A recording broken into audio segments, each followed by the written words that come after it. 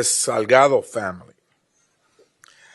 My heart goes out to you. Mi corazón está con ustedes. No family should go through what you're going through. Lorenzo, we are here today in solidarity with you to make a pursuit of justice for your father. He will not be forgotten. No, nunca olvidaremos a su padre. Gracias por su coraje de estar aquí hoy con nosotros. Thank you for being with us here today. Just 6 days later, after the killing of the Salgado, another incident occurred in Maine where an ICE officer shot and killed Johann Sebastian Duran Guerrero, a 25-year-old, a father with a work permit, in front of his 3-year-old daughter. DHS has admitted that neither of these two men were the target of their pursuit, their operations. In fact, they were 6 days apart. Not one of the officers wore a body camera. 2 deaths. 8 people have been killed at the hands of federal immigration officers, including 2 U.S. citizens in the state of Minnesota, where we were as well some months back to listen to that community. These 2 tragedies could have been prevented. We feel very strongly that they could have been prevented. They are the result of the mass deportation efforts led by this administration that have allocated $113 billion to ICE, setting arrest quotas at 2,000 per day. 12,000 ICE recruits have been hired. There's been a surge in hiring and a reduction in training. The body camera program has not been implemented, although they got $20 million for it. The use of deadly force has not been addressed. The importance of improved training has not been addressed. The critical importance of mental fitness of these agents has also not been addressed. So this is a perfect storm that unfortunately has led to the killing of people across the country. So we're here to support the family and to listen to the community. We've invited ICE and they refuse. We've invited DHS and they refuse. We invited the FBI and they refuse. Authorities have refused to come forward. And so we are here to hold them accountable. And so I want to thank all of you for being here. Congresswoman Sylvia Garcia has been a strong voice for immigration reform. She has placed on the floor a discharge petition for the Dream and Promise Act. I will soon be considering also a dissimilar action for body cameras. And of course, there is an ongoing discussion, a broader discussion about immigration reform in general that we must address. And so the Hispanic Caucus, the Congressional Hispanic Caucus, has been active in cases like this. We have been in the courtroom where we were successful in gaining access to the detention centers at Dilley, at Delaney, at Delanto, at several detention centers across the country. We were also in the courtroom preventing the IRS from sharing confidential taxpayer ITIN information with ICE, and we stopped the airlines from selling passenger information to law enforcement agencies. Not sharing, selling. And so we have been active in the courtroom. We have been active legislatively, and of course, we're here on the field addressing a crisis like this one. Thank you again, Ronaldo and Lorenzo, for sitting at this table while you're still grieving. Yo sé que ustedes todavía están muy afectados por esta tragedia y por eso estamos aquí con ustedes. Thank you, District Attorney Tier, for your leadership, Council Member Martinez, of course, Mr. Proaño, Father, also Father DeGeorge, and Ms. Cabrera. Thank you all for being here with us today as we begin this field hearing.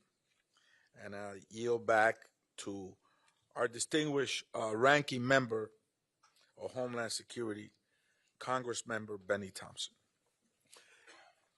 Thank you, Chairman SPI and the Congressional Hispanic Caucus for helping me organize this important oversight forum today. Thank you also to Sylvia Garcia for hosting us here in Houston. Your leadership helps ensure that communities are heard by Congress and that the Trump administration and the Department of Homeland Security are held accountable. We are here today to address the tragic killing of Lorenzo Araujo, who was shot by ICE agents on July 7th, 2026. Over the years, the Committee on Homeland Security has conducted oversight on countless issues, but none have been more urgent than Americans and immigrants alike being locked up, assaulted, shot, and even killed by the Department of Homeland Security, including ICE and CBP. It pains me that the friends and family members of Lorenzo are not the only ones who have suffered this tragedy at the hands of DHS. Preceding Lorenzo's death, Ruben Ray Martinez, Miramar Martinez, Renee Good, and Alex Preddy were also shot in cold blood. Countless others have been beaten, harassed, and detained without cause. What we have seen time and time again following these deaths is a pattern of obfuscation and misinformation by DHS. The facts before us today in Lorenzo's killing follows this deeply disturbing pattern. Despite the lack of body-worn cameras footage, ICE rushed to claim self-defense, but that narrative has been contradicted by others in the van. We also know that these same witnesses have been detained by ICE and pressured to self-deport. That's the obstruction, and it's the incompatible with a creditable investigation. ICE also initially claimed that Lorenzo was the target of an immigration operation, but hours later conceded that he was not the person ICE intended to arrest. Harris County District Attorney Sean Trier, who is here with us today, says federal authorities have refused to cooperate with his office. ICE has cut off access to surveillance footage, vehicle logs, operation data, and even refused to turn over basic information on the incident. ICE cannot stonewall local law enforcement. We will not tolerate such secrecy when a community demands truth. Sadly, Less than a week after Lorenzo's death, ICE fatally shot another man, and a father to a 3-year-old child from Maine. The victim of this shooting was also not the intended target. Again, there was no body-worn camera footage. And again, DHS claimed that the shooting victim had endangered public safety. In other words, ICE followed its usual playbook in the wake of a shooting by one of its officers. The lack of body-worn cameras footage is unacceptable and has been a hallmark of these operations. DHS blames the lack of cameras on government shutdowns, but even months after DHS pledged to rapidly deploy the technology, they are still not in use. And to no one's surprise, the Trump administration has no interest in reforms that will save lives. In response to these two most recent killings, ICE quietly instructed officers to cease most of the vehicle stops, a tactic admission that the tactic had been out of control. Yet, within a day, President Trump publicly reversed the pause in a social media post ordering that traffic stops continue. This is no way to manage law enforcement operations. It will only lead to more tragedies. Today's forum is about putting facts on the record, cutting through the misinformation, and demanding accountability. Accountability means evidence. We demand DHS cooperate with local law enforcement agencies by sharing all the evidence in its possession on these shootings. Accountability means reform. Body-worn cameras must be in active use by every ICE agent. Witnesses must be protected against deportation. ICE must submit to independent and transparent investigations following any use of deadly force. To Representative Esbiart, the CHC, our witnesses, and the Houston community, thank you for your courage and commitment to this most sacred work. Today, we honor Lorenzo's memory as well as the other victims of ICE violence by demanding truth, accountability, and reform. With that, I yield back. Thank you, Ranking Member. Before introducing the next speaker, I want to thank the members of the Congressional Hispanic Caucus for teaching many across the country how to fight for immigration. We saw how Congressman Joaquin Castro went to Delhi to rescue young children there. How Congressman Menendez been to Delaney, and how the Congress members from the Congressional Hispanic Caucus have been at the forefront of the fight for justice for immigrants across the country. And I yield now to, of course, your representative here in Texas in the 29th District and the whip of the Congressional Hispanic Caucus, Congresswoman Sylvia Garcia. Thank you, Mr. Chairman, and thank you to the ranking member and to all my colleagues who are joining us here today. I especially also want to thank the witnesses who have agreed to testify and all the members of the public who have taken the time to be here. This hearing is about accountability. It's about transparency and ensuring that the responsibility that we have to uphold the Constitution is carried out and that federal government exercises its authority under that Constitution. It is my honor to represent the 29th Congressional District in Washington. The communities I represent have contributed to the strength and success of not only our city, but in fact, our country.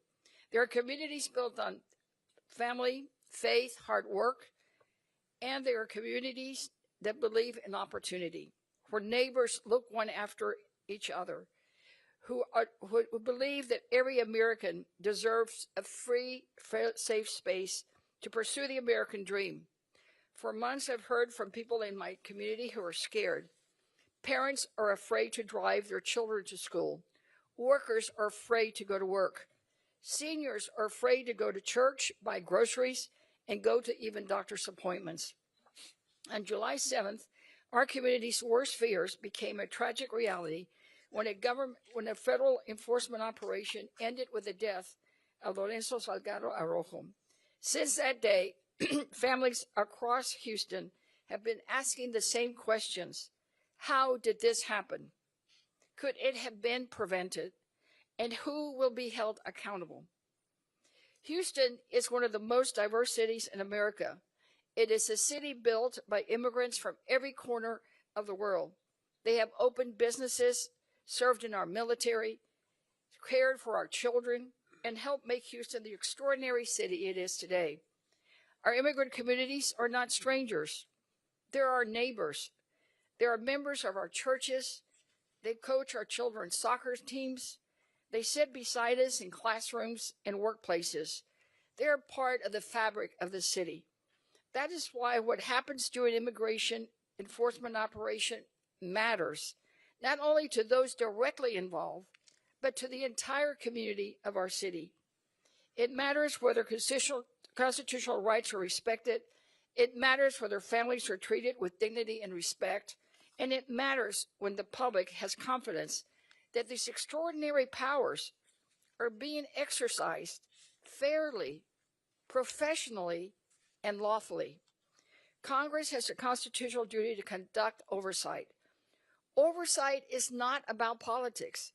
It's about accountability. It's about making sure that agencies entrusted with enormous authority are using that authority wisely and responsibly. Some of the questions we want to answer to today will not get answers because this has already been stated. No representative of ICE or Department of Homeland Security agreed to participate. Mr. Chairman, at this time, I'd like to introduce copies of letters that we have sent to ICE, Homeland Security, and all of them to seek an accountability. They have refused to answer any of these letters. Those are 6 letters.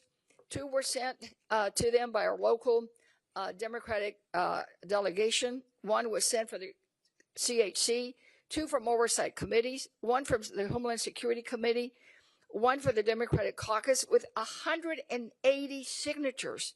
That's probably a record. And 1 letter asking for parole for Victor, and 1 letter requesting all evidentiary materials to be given to the local partners so that we know what is going on. All of them, to a 1, has received no answers. And I have been told by the Director of Homeland Security that they don't intend to give us any answers until their investigation is complete. So that's why hearings like these matter, so that we can get some answers. And I also want to introduce a second letter from the Relaciones Exteriores de Mexico, where in their letter to me, they say that the government of Mexico wishes to convey its concern regarding recent incidents involving the use of force and the conditions faced by Mexican nationals in the context of immigration enforcement detention. So it's not just here in Houston, it's across the country and globally that people are concerned about the actions of ICE. So I want to assure everyone in Houston and Magnolia and the East End that this does not end today. My colleagues and I will continue to investigate this administration's actions, demand accountability, and insist that every federal agency follows the Constitution and all the laws of the United States of America. There will be no more hearings. There will be more hearings, more testimony, and we will fight tooth and nail to ensure the murder committed by federal agents never, ever happens again. I'm proud of Mr. Salgado's sons. In the midst of an unimaginable grief, they have shown extraordinary courage. They have become powerful advocates, not only for their father, but for every family that wants answers and accountability. We are stronger than fear. We are stronger than intimidation. We will keep fighting until justice is done. Thank you. Thank you. The presentation of those documents are duly noted. Again, the Hispanic Caucus will not let go of this. We want a full independent investigation. We want DHS to cooperate with the Harris County District Attorney and the Texas Rangers instead of stonewalling them. We want every piece of evidence preserved, released to the public, and we want the three witnesses still in federal custody, protected and not deported, where they cannot testify. With that, we welcome and we extend our condolences to a young man who's shown up here today under very adverse conditions. Both of you have shown up to provide your testimony. So please, we welcome, of course, Ronaldo Salgado Araujo.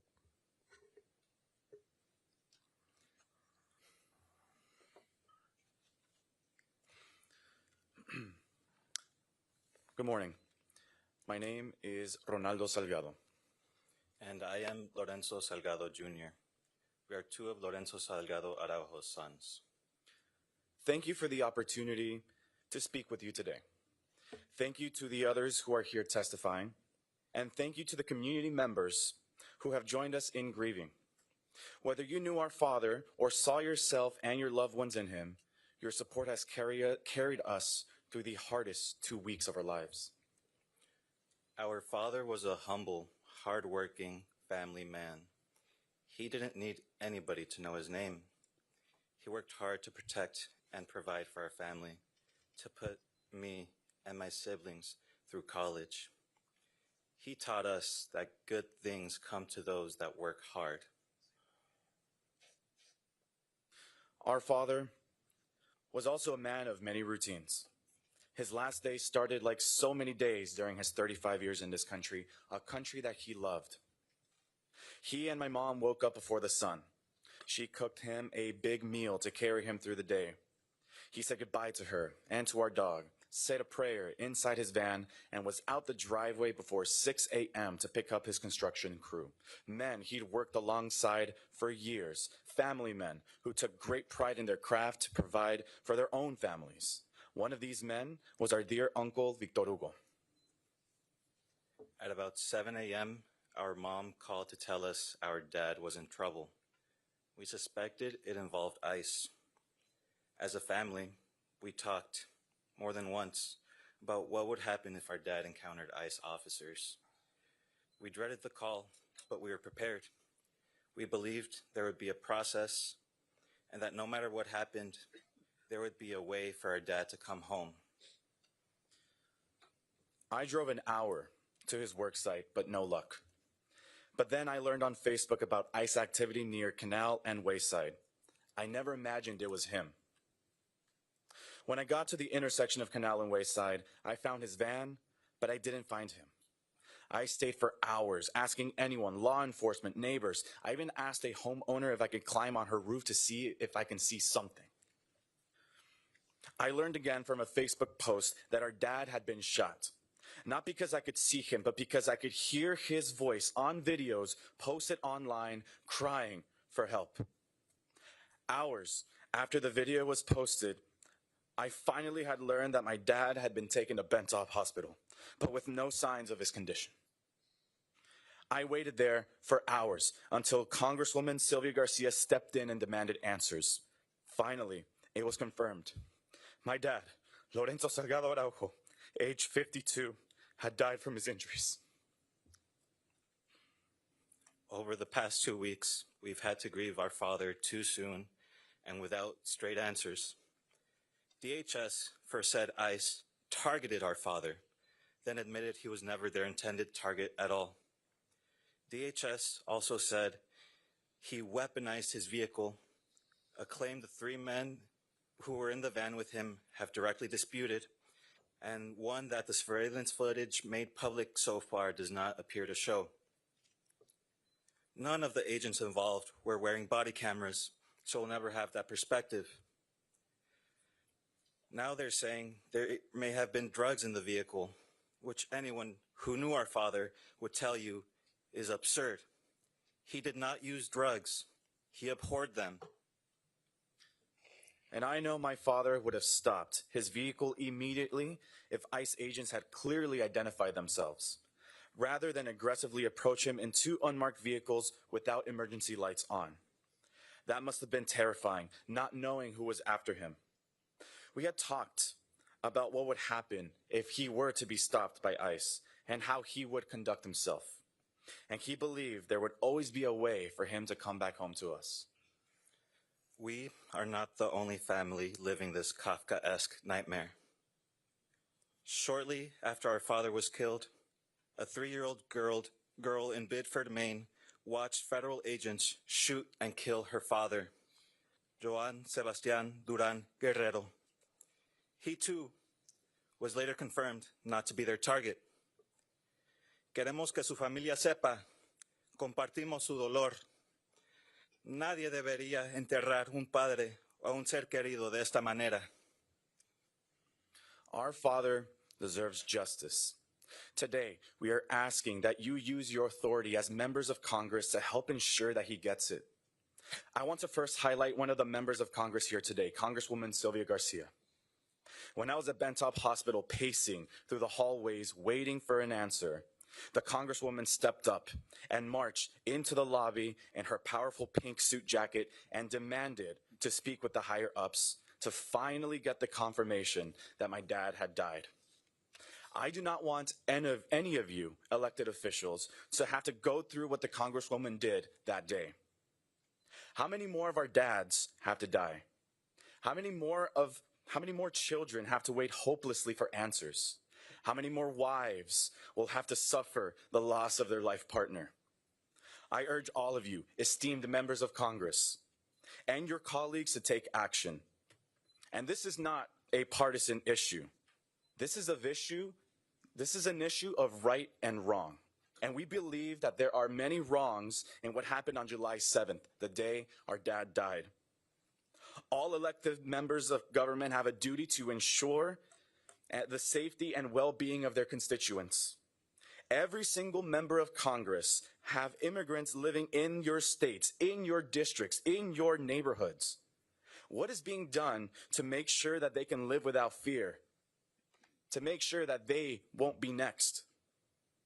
It is our hope that we're not asking for too much. All we're asking is the following.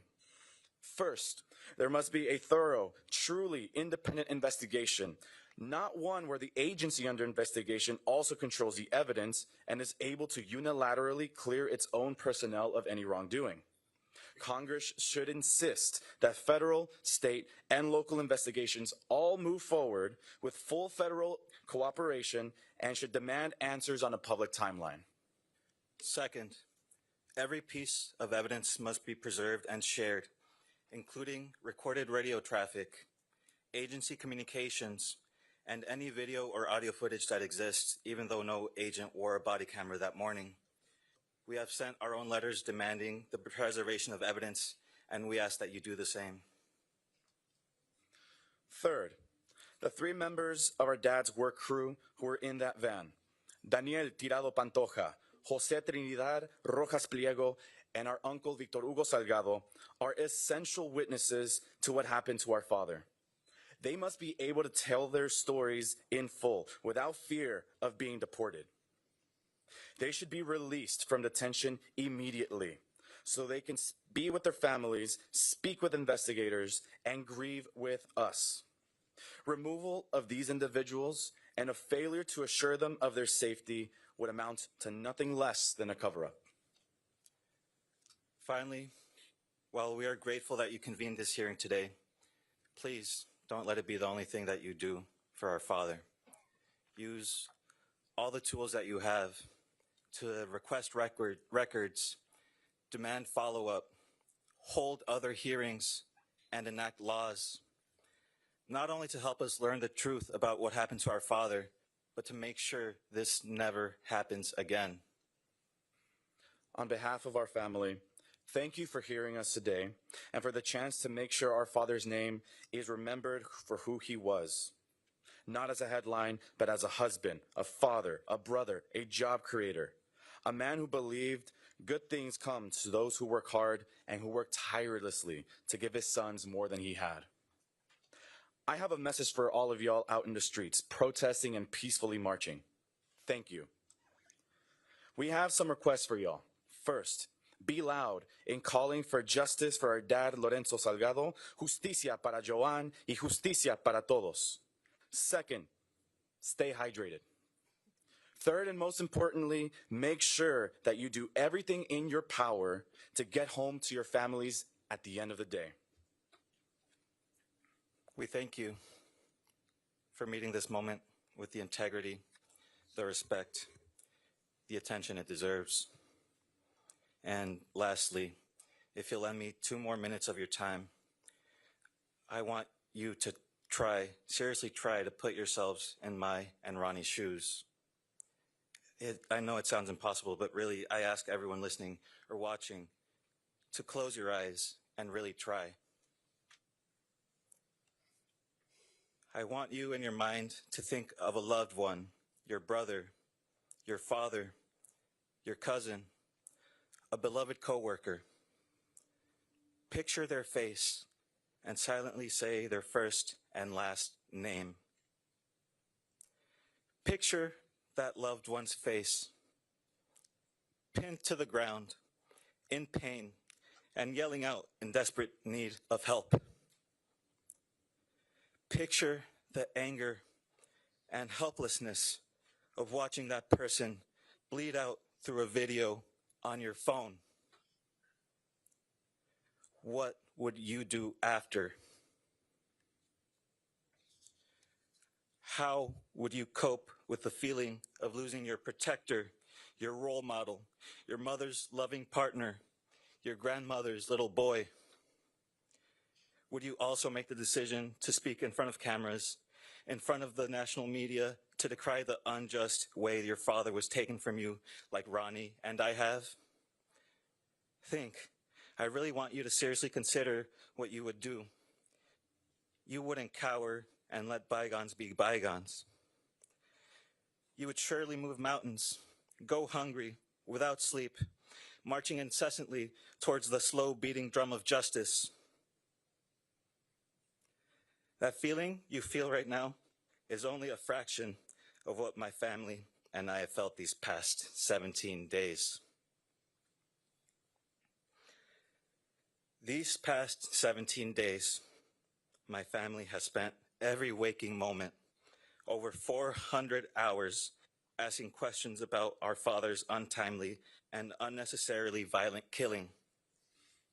Going forward, we will spend thousands of hours more in order to fulfill the promise we made to our grandmother at our father's wake, that justice will be done. Would you do the same?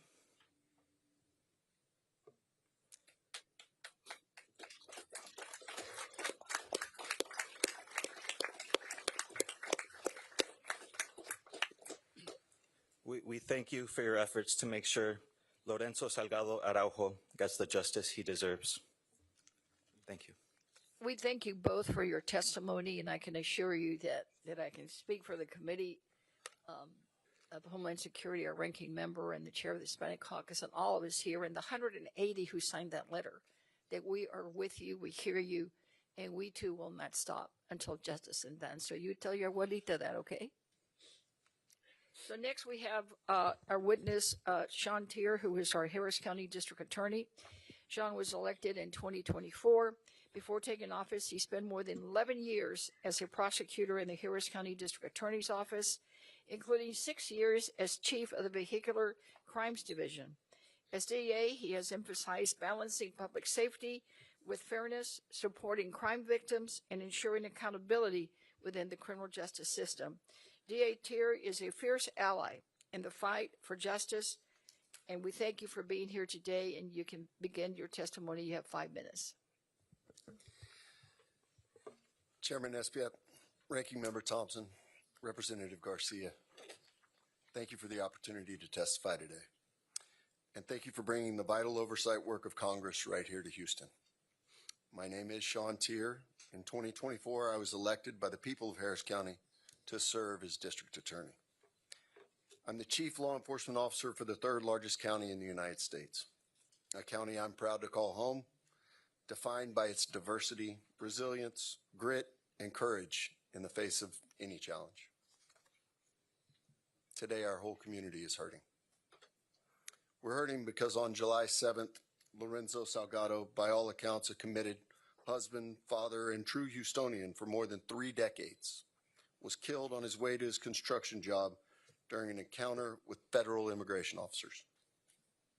As someone who spent my career fighting for justice, I know there must be a transparent, independent investigation into what happened that day. That means we pursue the truth with courage, free of bias, free of prejudice, without the outcome already decided. We must look at every piece of evidence, talk to every witness, collect and examine every video. We must follow the evidence wherever it may lead.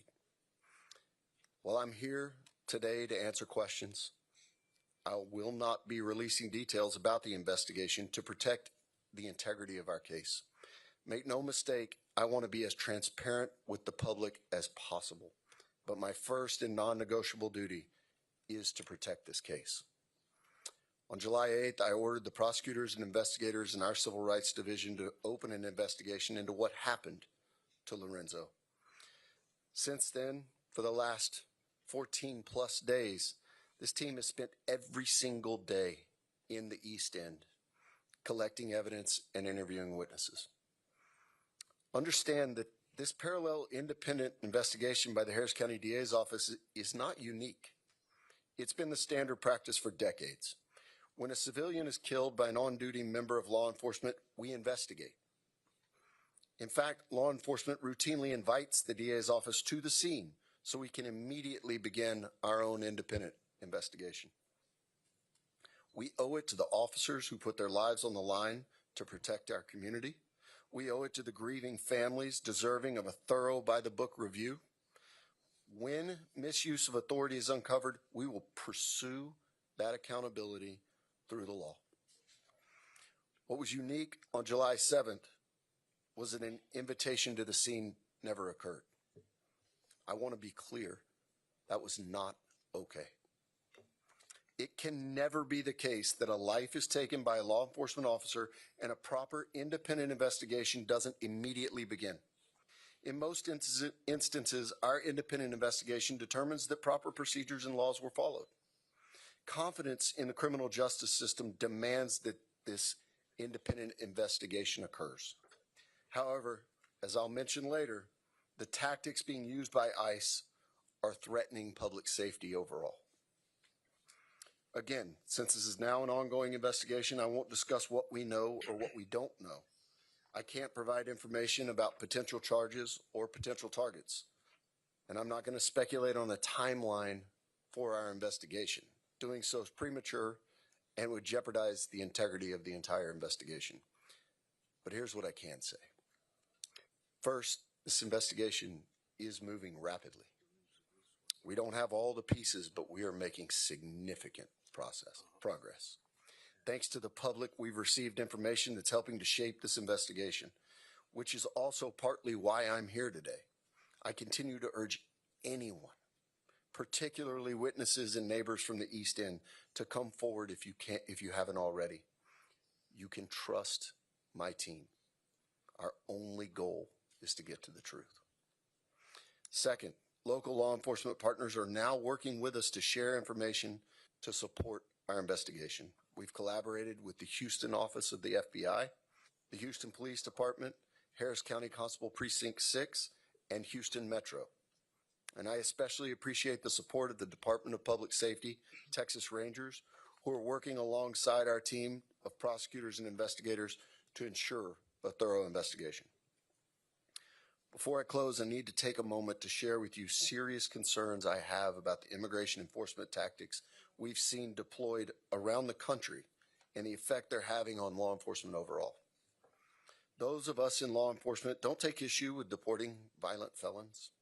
However, here in Harris County, there are crimes and cases my office has not been able to prosecute because witnesses are scared of immigration consequences. They refuse to come forward or testify for fear of being deported. Unauthorized individuals are especially vulnerable. We know fewer domestic violence cases are being reported because victims are too afraid to cooperate with local law enforcement. Last year, a material witness in a pending murder case was literally on a plane to El Salvador when we were able to intervene. And this witness had a pending U visa at the time. And before you ask, I can't elaborate on that one either because it is still a pending case. Our job is to ensure crucial witnesses must remain here so that we can pursue justice. And in this investigation, witnesses must feel safe to come forward with information about the events of July 7th. They can't fear immigration consequences. What's happening isn't helping public safety.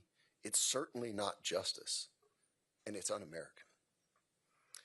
Again, I want to thank you for the opportunity to testify today and your work to help us restore the trust between law enforcement and the communities we serve.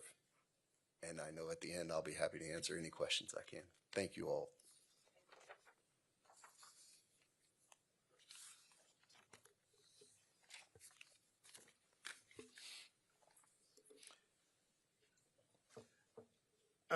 Thank you very much for your testimony. I'd like to now introduce Council Member Joaquin Martinez, who's a member of the City Council representing District I. District I is where this situation occurred with ICE officers. Councilmember Martinez has been at the forefront of advocating for transparency, accountability, and independent investigations into this untimely death. A lifelong East End resident and dedicated public servant, he spent over a decade strengthening the community around him. Mr. Martinez. Honorable Chairman Hispayat, Ranking Member Thompson, Congresswoman Garcia, and members of Congress, and distinguished guests. Thank you for inviting me today to testify. My name is Joaquin Martinez, and I proudly serve on Houston City Council representing District I, where more than 75% of my constituents are Hispanic. But long before I was elected to public office, I was simply a kid growing up in Houston's East End. I'm a son of immigrants and one of 12 children. My father worked tirelessly to provide for our family, teaching us that there's dignity in hard work, personal responsibility, and keeping your word. My mother dedicated her life not only to raising 12 children, but ensuring that neighborhood kids, friends, and anyone who needed help, a helping hand, always felt welcome, supported, and cared for. Service wasn't something my parents talked about. It was simply a way of life. They taught us that success isn't measured only by what you achieve, but by how you serve others and strengthen your community. Those lessons shaped who I am. They are why I chose public service, and they are why this issue is deeply personal to me. Houston is one of the most diverse cities in America. Our immigrant communities are not separate from our success. They are essential to it. They power our economy, raise families, build businesses, and strengthen our neighborhoods every single day. That is why the death of Lorenzo Salgado Araujo has shaken our city so deeply. Lorenzo was not a political talking point. He was a husband, a father, a son, a neighbor, a working man who should have returned home to his family.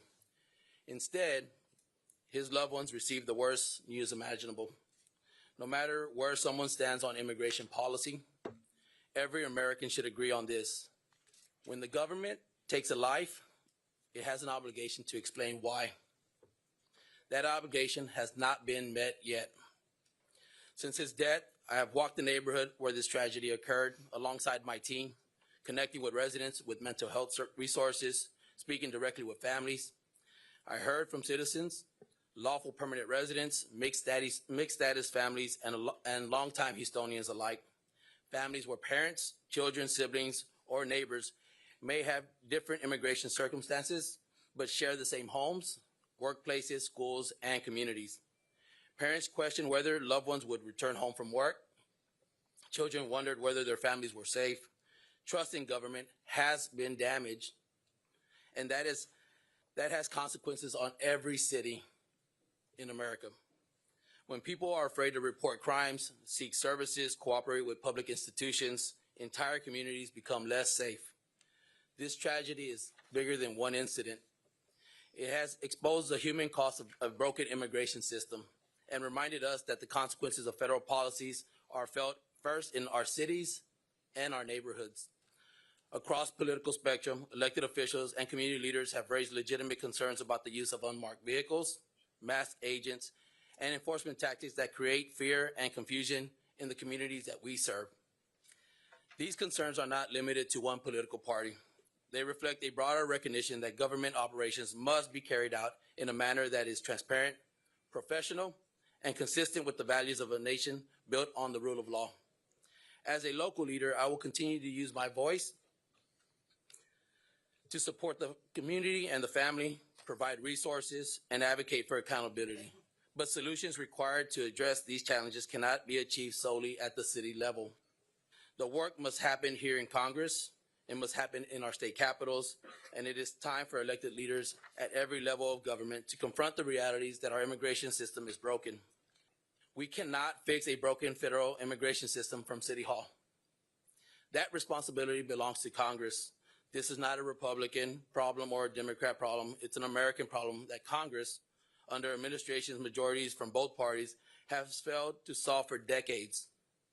Congress must conduct meaningful oversight of this incident, demand transparency and accountability, examine enforcement practices, and finally deliver comprehensive immigration reform that protects public safety, respects the rule of law, safeguards our constitutional rights, and reflects the dignity of every person. No family should lose a loved one because of preventable failures. No community should be left without answers, and no city should be continue carrying the consequences of Washington's inability to act. The Salgado family deserves justice, the people of Houston deserve accountability, and the American people deserve an immigration system that is effective, transparent, humane, and worthy of the public's trust.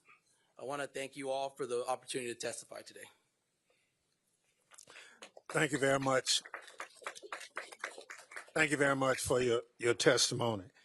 I now recognize Mr. Juan Perono. Excuse me if I don't quite get it right. He's the Chief Executive Officer of the League of United Latin American Citizens, commonly called LUAC, the nation's oldest and largest civil rights organization. As CEO of LULAC, he leads the organization's national advocacy efforts on civil rights, education, economic opportunity, and immigration. And we are happy to have his voice before this committee, obviously for such a time as this. Chairman Espaillat, Ranking Member Thompson, Representative Garcia, and distinguished members of the committee and of the Congressional Hispanic Caucus, thank you for bringing Congress to Houston, to the community where Lorenzo Salgado Araujo lived, worked, and died. My name is Juan Proaño, and I'm the Chief Executive Officer of the League of United Latin American Citizens, the oldest and largest Latino civil rights organization in America, founded in 1929, right here in Texas. We're gathered here today to examine the fatal shooting of Lorenzo Salgado Araujo and the all too common deaths caused by federal immigration enforcement officials. Before I begin, I want to take this opportunity to recognize Lorenzo's family. They have gone through heartbreak that no family should be forced to bear. Their courage and bravery in the wake of this tragedy has been inspiring, and though surely difficult, it has been vitally important. In that spirit, I commend Ronaldo and Lorenzo Jr.'s appearance before the committee today. And on behalf of LULAC, I want to express my deepest condolences and also tell them and everyone on this committee and in this country, Lorenzo's name and life will not be forgotten. He is and will remain an inspiration. Sadly, this killing is part of a broader trend. Federal immigration agents have repeatedly shot and killed United States citizens during civilian encounters, and dozens more. Citizens and immigrants alike have died in federal immigration custody. This calamity cannot continue, and with it, and it is with Congress's power to stop it from happening. Members of this committee, it could have been me. It could have been my father, my brother, my uncle. It could have been anyone gathered here today. In the 18 months since the second administration began, at least 8 people have been killed and dozens more shots in encounters with federal immigration agents. That includes Ruben Ray Martinez, a 23-year-old U.S. citizen from San Antonio who had just turned 23 and was planning to enroll in trade school to become a mechanic. Keith Porter Jr. was 43, a father of 2 daughters, and by all accounts, of family and neighbors, an outgoing, caring man. And of course, in January 2026, there was a shocking killings of Renee Nicole Good and Alex Preddy. And the killings continue. 6 days after Lorenzo, on July 13th, 2026, an ICE officer shot and killed a 26-year-old Colombian man authorized to work in the United States, Joan Sebastian Duran Guerrero, in Biddeford, Maine. Again, during a vehicle stop with his 3-year-old daughter in that car. Again, described by DHS as a case of a driver weaponizing his car, and again involving agents who were not wearing body cameras. Taken together, these are not isolated tragedies attributed to a single rogue officer or a single bad night. Public reporting has documented at least 30 separate incidents since mid-2025 in which federal immigration agents fired at people, killing at least 8 and injuring at least 14, and at least 46 additional incidents in which agents held bystanders, protesters, and others at gunpoint under questionable circumstances. And these figures are likely undercounted, given the number of instances we have heard about. And the danger does not even end when someone survives an encounter on the street. It continues and by some measures intensifies once they're taken into ICE custody. In the first 500 days of the second Trump administration, there have been at least 52 documented deaths in ICE custody. The mortality rate inside ICE detention centers is now at its highest level in more than 2 decades. Nearly 4 times the rate under the prior administration, and more than 2.5 times the rate during this administration's first term. These increasingly dangerous conditions with record numbers of detention are increasingly hidden from public view. Last month, ICE ended a policy that required it to notify Congress and investigate the deaths of detainees who died within 30 days of release from custody. Precisely the population most likely to have died from conditions that began while they were detained. And the shootings and detention deaths described above are the most acute expression of a wider set of policies from the Trump administration targeting Latinos, the overwhelming majority whom are lawfully in this country, creating a dangerous fear within our community. In a Pew poll last year, half of U.S. Latinos said that they were worried they or someone close to them might be deported, and a majority said that they were personally aware of a recent nearby ICE arrest or raid. So what can be done to end these cruel and inhumane policies and actions? LULAC offers 3 areas for this committee to take action: accountability, reform, and creating legal pathways to citizenship. First, Congress and DHS should support an independent investigation into Lorenzo Salgado Araujo's death, as the Houston mayor and police chief and Lorenzo's own family have called for, with independent law enforcement officials given access to every video, radio transmission, and piece of physical evidence, and the officers involved identified to investigators. ICE should also reinstate the policy it rescinded last month, requiring the agency to report to Congress about the investigation of deaths of detainees that occur within 30 days of their release. That must also be made available. And we need more accountability, not less, in the longer term. Congress should establish an independent use of force review board from the Department of Homeland Security, empowered to refer cases for prosecution so that no federal officer stands above the law that he enforces. Second, the time has come. Congress must reform ICE, the way that nation has reformed every institution that has lost the public's trust. The Secretary of Homeland Security can act by directive right now, prohibiting agents from firing weapons at moving vehicles.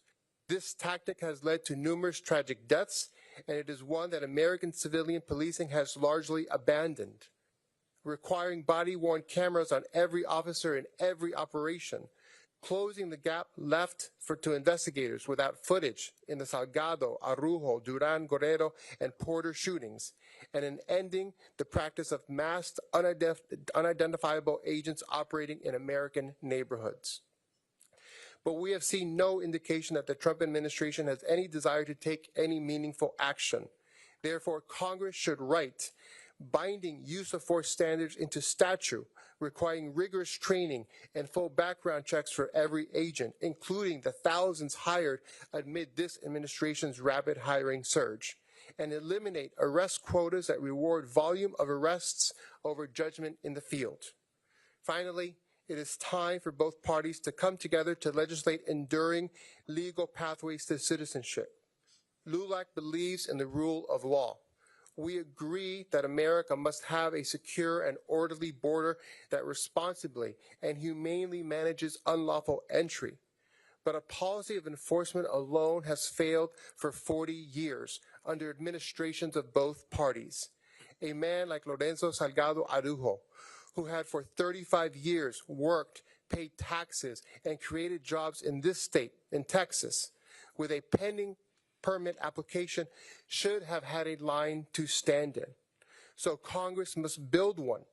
Earned legalization for long-term residents, dreamers, farm workers, and essential workers paired with a modernized legal immigration system that matches the American economy Latino workers and business owners already anchor. In fact, this has been done before with support from both parties. We call on this Congress to build a bipartisan framework, border security, ICE reform, and earned legal pathways in one durable package so that this issue is finally solved rather than perpetually exploited. Together, we must take on this vital and necessary work in honor of Lorenzo, Ruben, Keith, Renee, Alex, Johan, and the countless others who should be alive today. Each of these individuals built something, a business, a career, caring for veterans, a family, a future that contributed to their communities and to our country. We must act now so that no one else's life is put in danger because of the way they look, and no other family has to mourn the needless death of a loved one. It is within our power to do so. Thank you.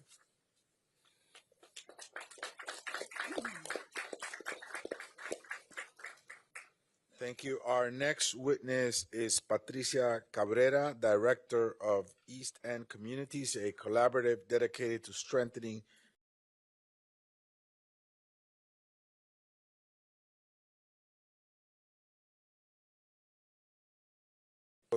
advance housing stability, public safety, health equity, and civic engagement. Ms. Cabrera joins us today to share the community's perspective on the impact of this tragedy and the importance of trust, accountability, and public safety. Ms. Cabrera.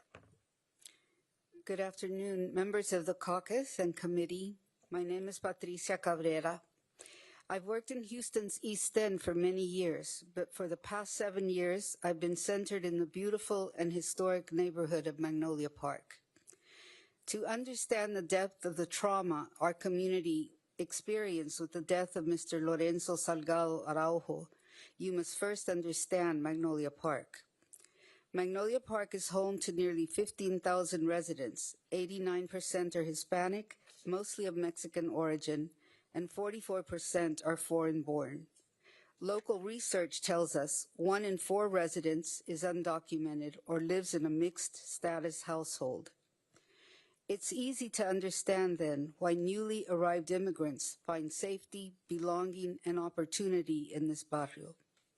Here you can buy groceries and order your pan dulce in Spanish, attend church, seek assistance through trusted community organizations, learn English if needed, and find enriching opportunities for your children.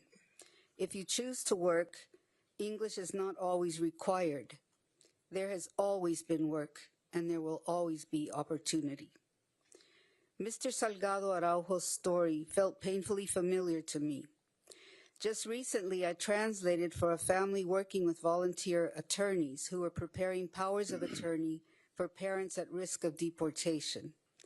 Like Mr. Salgado Araujo, they had lived in this country for nearly 30 years.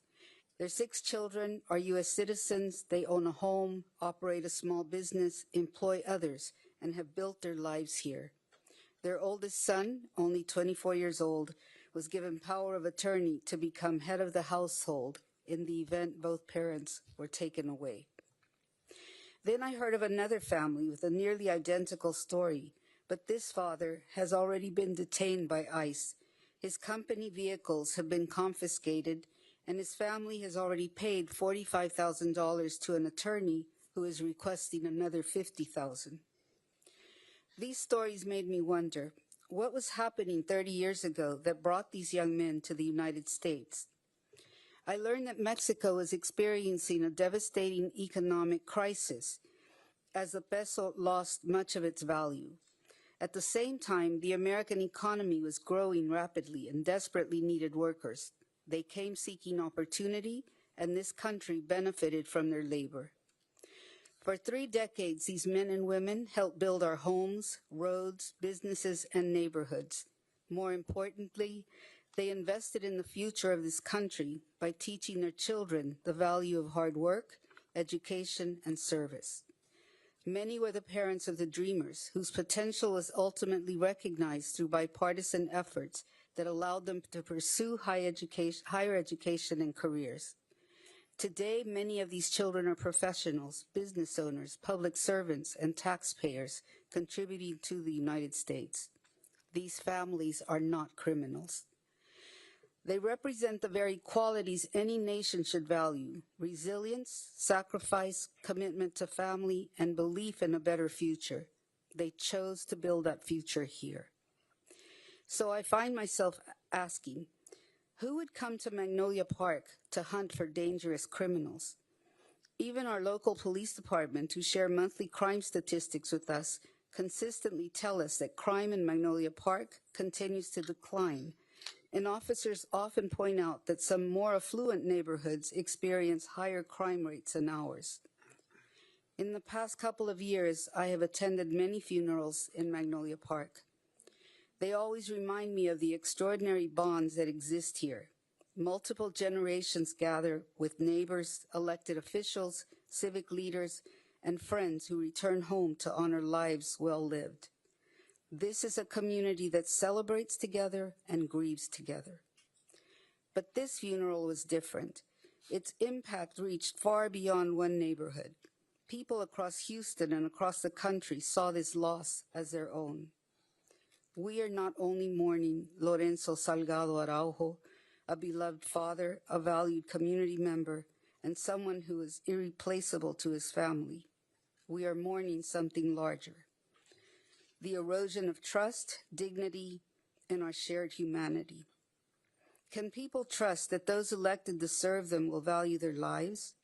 Must families live in fear of the very government meant to protect them? Our community feels anger, but before anger comes despair and helplessness. When we ask for answers and accountability, we are too often met with conjectural trade-offs. What is the price of a human life? And what is the cost of allowing more lives to remain at risk? Thank you for coming to Houston to hear us, to see us, and to bear witness. We ask you to use your platform to demand meaningful oversight of DHS enforcement tactics and renewed attention to comprehensive immigration reform. Magnolia Park deserves answers.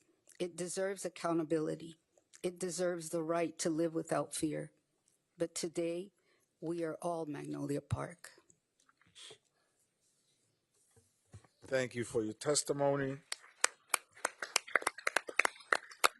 Our next witness is Father Salvatore de George, a Catholic priest with the Missionary Oblates of Mary Immaculate, who has spent decades serving Houston's immigrant and working class communities. Throughout his ministry, including as pastor of St. Patrick Catholic Church, Father Salvatore has provided pastoral care and support to families navigating hardship and uncertainty. We appreciate his willingness to join us today to offer his perspective on the human impact of immigration enforcement and the importance of dignity, compassion, and justice. Thank you, Father. Thank you very much, everyone, for the invitation, and thank you, Congressman, for not bringing up that I'm old. And also, when the question I was asked to poll the people about in our area, I'm in a parish that really encompasses the area where Lorenzo was shot and killed. So my task was to poll the people. I polled about 30 people once in a group of 9 and asked them what is different now that they have seen this violence. And this is mostly what I've culled from it. I have a text, but I'm going to stray a little bit, which is dangerous, but whatever. He also did not mention that I'm a second-generation immigrant Sicilian. I am immigrant stock and very proud of it. So some of this touches me personally. First of all, what has changed? Fear. ICE's moves were anecdotal to the people here, and they were also what they gathered from the papers, the media, social media. But now they're no longer at a distance. They're here in the neighborhood, right in the neighborhood, Wayside and Macario Garcia, someone shot and killed without reason. So it's local now. So their fear is intensified. It's like a free-floating fear of everything. Can I go to the store? Can I go to the hospital? Everything. Can I go to church? Can I go pick up the kids? Free-floating fear, which is a terrible situation, because then you're crippled in life when you walk with that. And not only the regular free-floating fear of being deported, fear of being killed, which is a terrible fear to walk with also. Lawlessness. Example, an American, Mexican-American person, citizen, sends her husband off to work. He's picked up on the job. He has a working permit, a social security number, and is in line to be a resident. Picked up, put in detention. She finds out where he is, Port Isabel. She gets an appointment to go see him. When she arrives, he is not there for the appointment. He's been dumped in Chiapas, Oaxaca, down in that area, far from his native place in Guerrero. Lawlessness is frightening. There's no protection. Violence breeds violence. The people who are organizing this, both the president and the head of Stephen Miller, both of them are fostering violence by racial remarks and actions. So when we see that, it wipes off on the people who enforce the law. So their actions are sponsoring violence. And now in our neighborhood, if someone comes with a car and brings you to the curb with no uniforms on and an unmarked car, and they come in with violent motives, we call that a carjacking. You carjack in anybody's neighborhood, and if a person in the car has a weapon, perhaps, that person will violently defend themselves. That sets off a whole domino effect of terrible, terrible consequences. And if you don't believe it in our neighborhoods, look at the Moody Park riot in 1978. That's what you provoke. And the fact of the matter is, our people are seeing that violence is being provoked, which is not one of the places where the government should be present.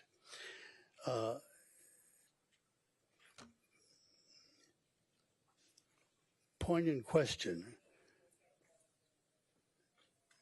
The people in the parish, they feel like they're less than very often by what goes on. They've been told, if you do anything wrong, you will be hunted down. Let's talk about hunting an animal. Christy Noam in the airports until she was fired.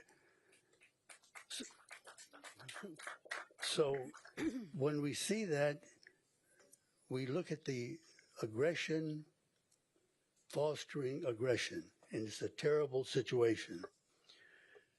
The legacy of the good man who was killed, his sons who spoke so valiantly and also spoke at the session with the union members, they must be full of terrible grief and rage at what happens. Well, what happens when we find ourselves in terrible grief and rage? We have to find a place to direct that. Your good Mexican-American children and grandchildren. You said your grandmother told you to do something. Isn't that right? Well, get it done. Your dad has left a legacy of a beautiful family and a legacy of homes built in Houston by him and his crew. That's a beautiful legacy. But there's another legacy that we, the groups I spoke with said, we want another legacy for them.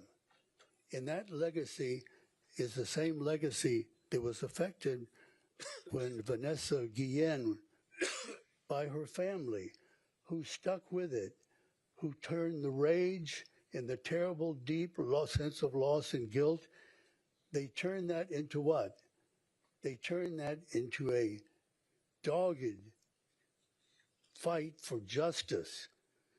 So much so that the people in the parish said, wouldn't it be great if one of these days we had the name of Lorenzo Salgado Araujo, if we would have his name shining in the stars of heaven like the names of Vanessa Guillen, Sandra Bland, Rosa Parks, and others, that the legacy also be a profound legacy of justice that we can remember and that will make you so proud. The blood of your father would water that beautiful tree of justice, just like the blood of Christians watered the beautiful Christian of your faith. And lastly, the people of the parish, their faith. Surprisingly, their faith is still very strong. They believe in a loving and protective God that walks with them. They believe in the Blessed Mother, whom they have such a profound devotion to. The Blessed Mother who was hunted down, like they have witnessed being hunted down by Herod to protect her child. Now, their faith is very strong, but one of the little nuances on their faith that I've noticed is they've used evidently an anecdotal thing that our Islamic brothers and sisters quote all the time. They say, see, yes, trust God, but tie up your camel. They're very, very careful to be careful not to get chosen for death or for deportation, but they still have a dogged devotion, and their faith is still in the gracious, loving God who walks with them and the compassionate Mother to whom they are so devoted. Lastly, at one of the rallies, as you work with this work of justice, recall the words that were cited at the last rally that we were at together, the two sons from Plato. Remember that we have to get involved. The price of apathy towards public affairs, says Plato, is to be ruled by evil men. 400 years before Christ. There you have it. Lastly, I'd really like to thank all of the persons here that are sponsoring this. Sometimes I think that perhaps you're working out a different mindset than I am. I think the world has been insane after 87 years, insane. The problem is we don't always realize that the patients have taken over. The patients have taken over. So if you think you're going to deal with that situation in a rational, moral way, they have no moral conscience. They are working out of a cultic, invincible ignorance, and that's difficult to work with. So thank you for your presence and good luck with what you're trying to do. But if you get the wrong perspective on who you're working with, who knows what that's going to do. Pardon me, I've Thank gone you, over Father. time. Thank you so much. I would appeal to my colleagues, the nearly impossible task of trying to get back on time. And I guess it starts with me. My questions go to the district attorney of Harris County. I know that you have stated that there is an ongoing investigation, and as such, you're not privy to share with us certain information, but your office does review every death that occurs during an interaction with law enforcement in Harris County. In many of these cases, you begin with film footage that may be available through either body cameras, surveillance cameras, or bystanders who record these interactions, which is captured under written activation policies held to retention schedules which establish rules about when your prosecutors get access to it. In this case, you have none of that. The ICE officers were not equipped with the body cameras. The video does not exist. Surveillance footage and bystander recordings sit in federal custody, if there's any. So how does rebuilding this case differ, particularly and procedurally, from every other officer-involved death your office has handled?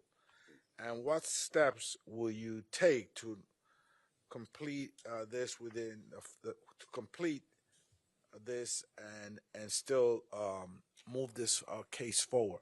What are the challenges given that reality? Well, Chairman, thank you. I will do my best to keep us on time as well.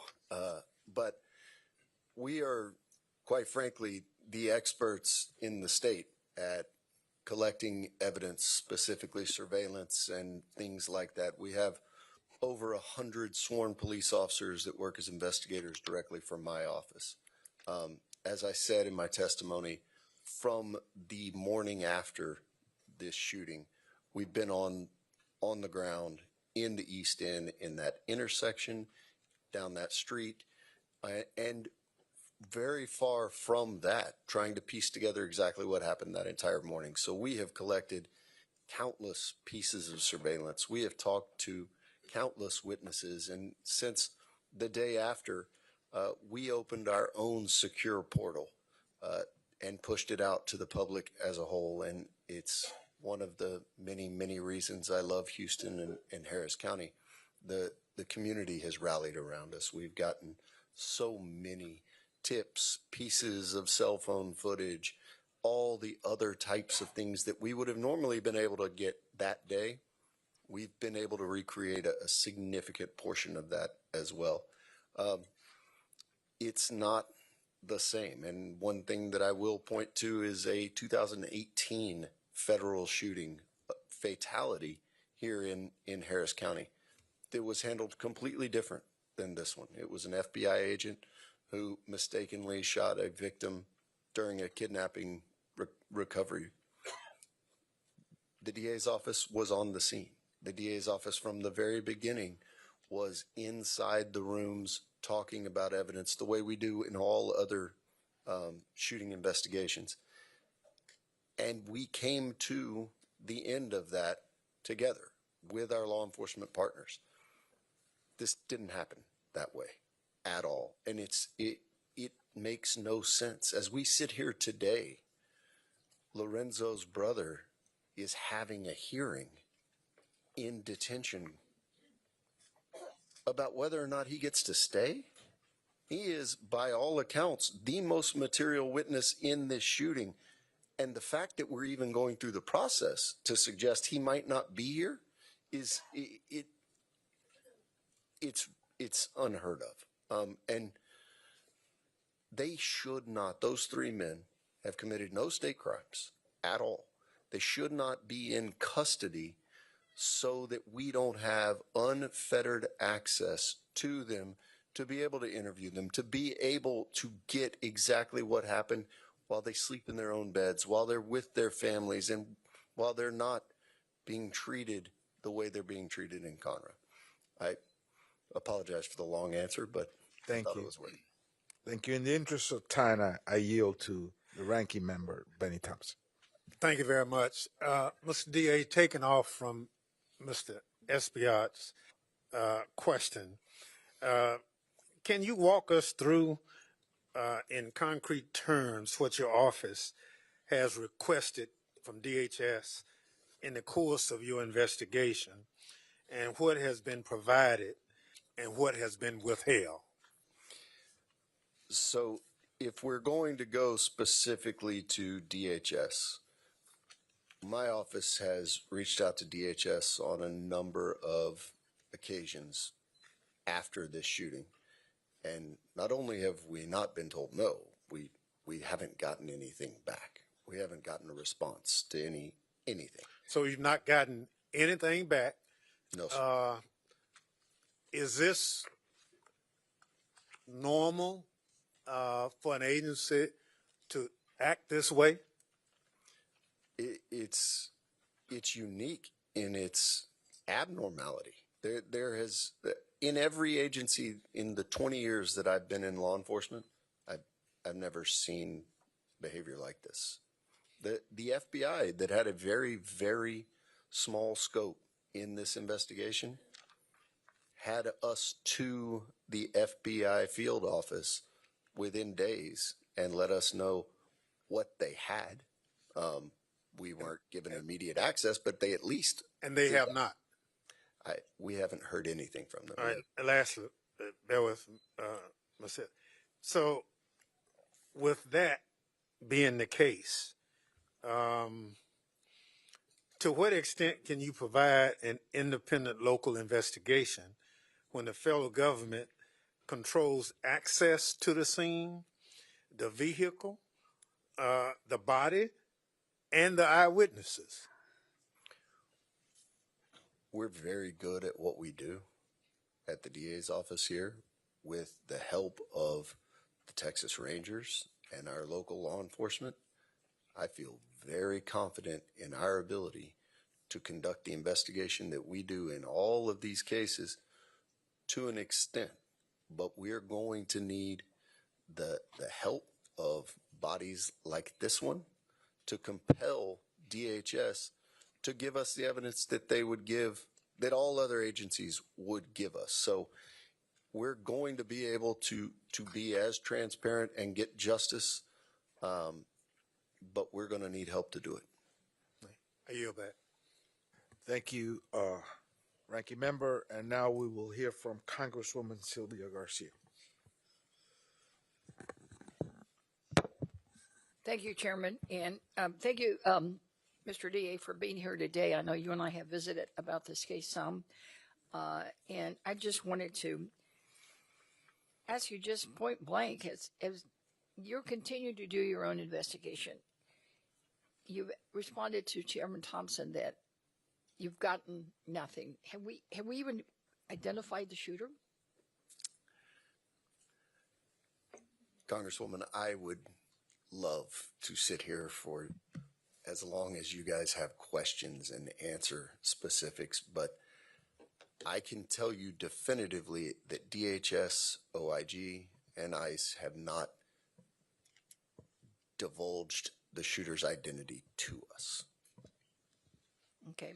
Do we know, is the shooter and the others involved in the incident, are they on administrative leave, or they're in suspension, or are they still working somewhere else?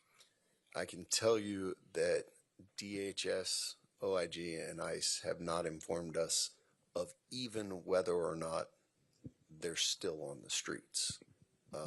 So they haven't told us anything. We have been able to identify some pieces of evidence without the official notifications, but they haven't told us anything about that. So they secured the incidents, hear the evidence, they secured the vehicle, and you've been given nothing. Through DHS OIG, that's correct. We've been given nothing. Okay. So you and I are both lawyers. Is it common practice to make public an affidavit, the basis for a search warrant? In the federal system, because I've been a state prosecutor most of my career, but we do have to work hand in hand with federal prosecutors and federal agencies all the time. This is the first time in my career that I've ever seen a search warrant in a criminal case on a federal side unsealed, at least prior to a grand jury presentation of the facts. To unseal it the day it's signed, I've never seen it in my life, 20 years. Well, that's been my experience. So could you even speculate as to why it was unsealed? And why, more importantly, if there was going to be a search done, why did they wait till 8 days later? The timing of the search was not as kind of different for me, having seen a lot of them, because we knew that the van was secure. So there wasn't a time need. The need for a search warrant at all was interesting. There was no one alive that would have had standing to object to a search. The stated goals of the search warrant had nothing to do with this shooting investigation at all. The van was not being alleged to have been stopped based on possession of narcotics. There was no indication that anyone in law enforcement was aware that narcotics potentially were in the car. And what the search warrant didn't contain, it didn't contain language that would have allowed the FBI or anyone to obtain the crash data recorder or the airbag control module, which would have been telling in whether or not the van was weaponized, as it was said. So, the entire thing really was not something that I would have advised my prosecutors or my law enforcement partners to have done. Well, it's unusual, especially since they described it that it was in plain view, which, of course, we know it's a term of art. But I just want to be clear. You said alleged drugs, and I want to make sure the public is crystal clear, right, that it's alleged. And Congresswoman, I feel very confident that in short order we're going to get the laboratory results back, and I think it'll be confirmed what the family has said numerous times, because everything that we've discovered about the 4 men in that vehicle, it would be extraordinarily out of character for those to be illicit narcotics of any kind. Right, and the family has conflicted that and said that it's something that they use to hydrate. Yeah, when you're working outside in July in Texas, that's needed. Correct. Well, thank you again for all your work that you're doing. And Mr. Chairman, I have a question for Mr. Martinez, if you will indulge me. Just one quick question. Council member, you've been a lifelong resident of the East End. Following this tragic loss, how has it changed the neighborhood? Can you share just maybe one or two little anecdotes in the interest of time, just one or two? Yes. To just so that Congress members here can feel what it does to the heart of a community. Yes, Congresswoman, thank you for the question. Ultimately, it creates fear and distrust. distrust in creating safe spaces where folks have lived there for generations. It's not making it easy for local law enforcement to provide the safety that we're tasked to do for our residents and citizens of Houston. Thank you.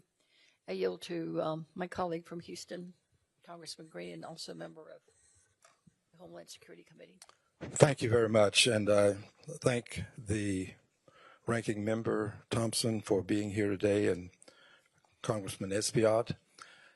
I am privileged to present a document that has been presented to me from the Honorable Johnny Mata, the President and CEO of the Greater Houston Coalition of Justice.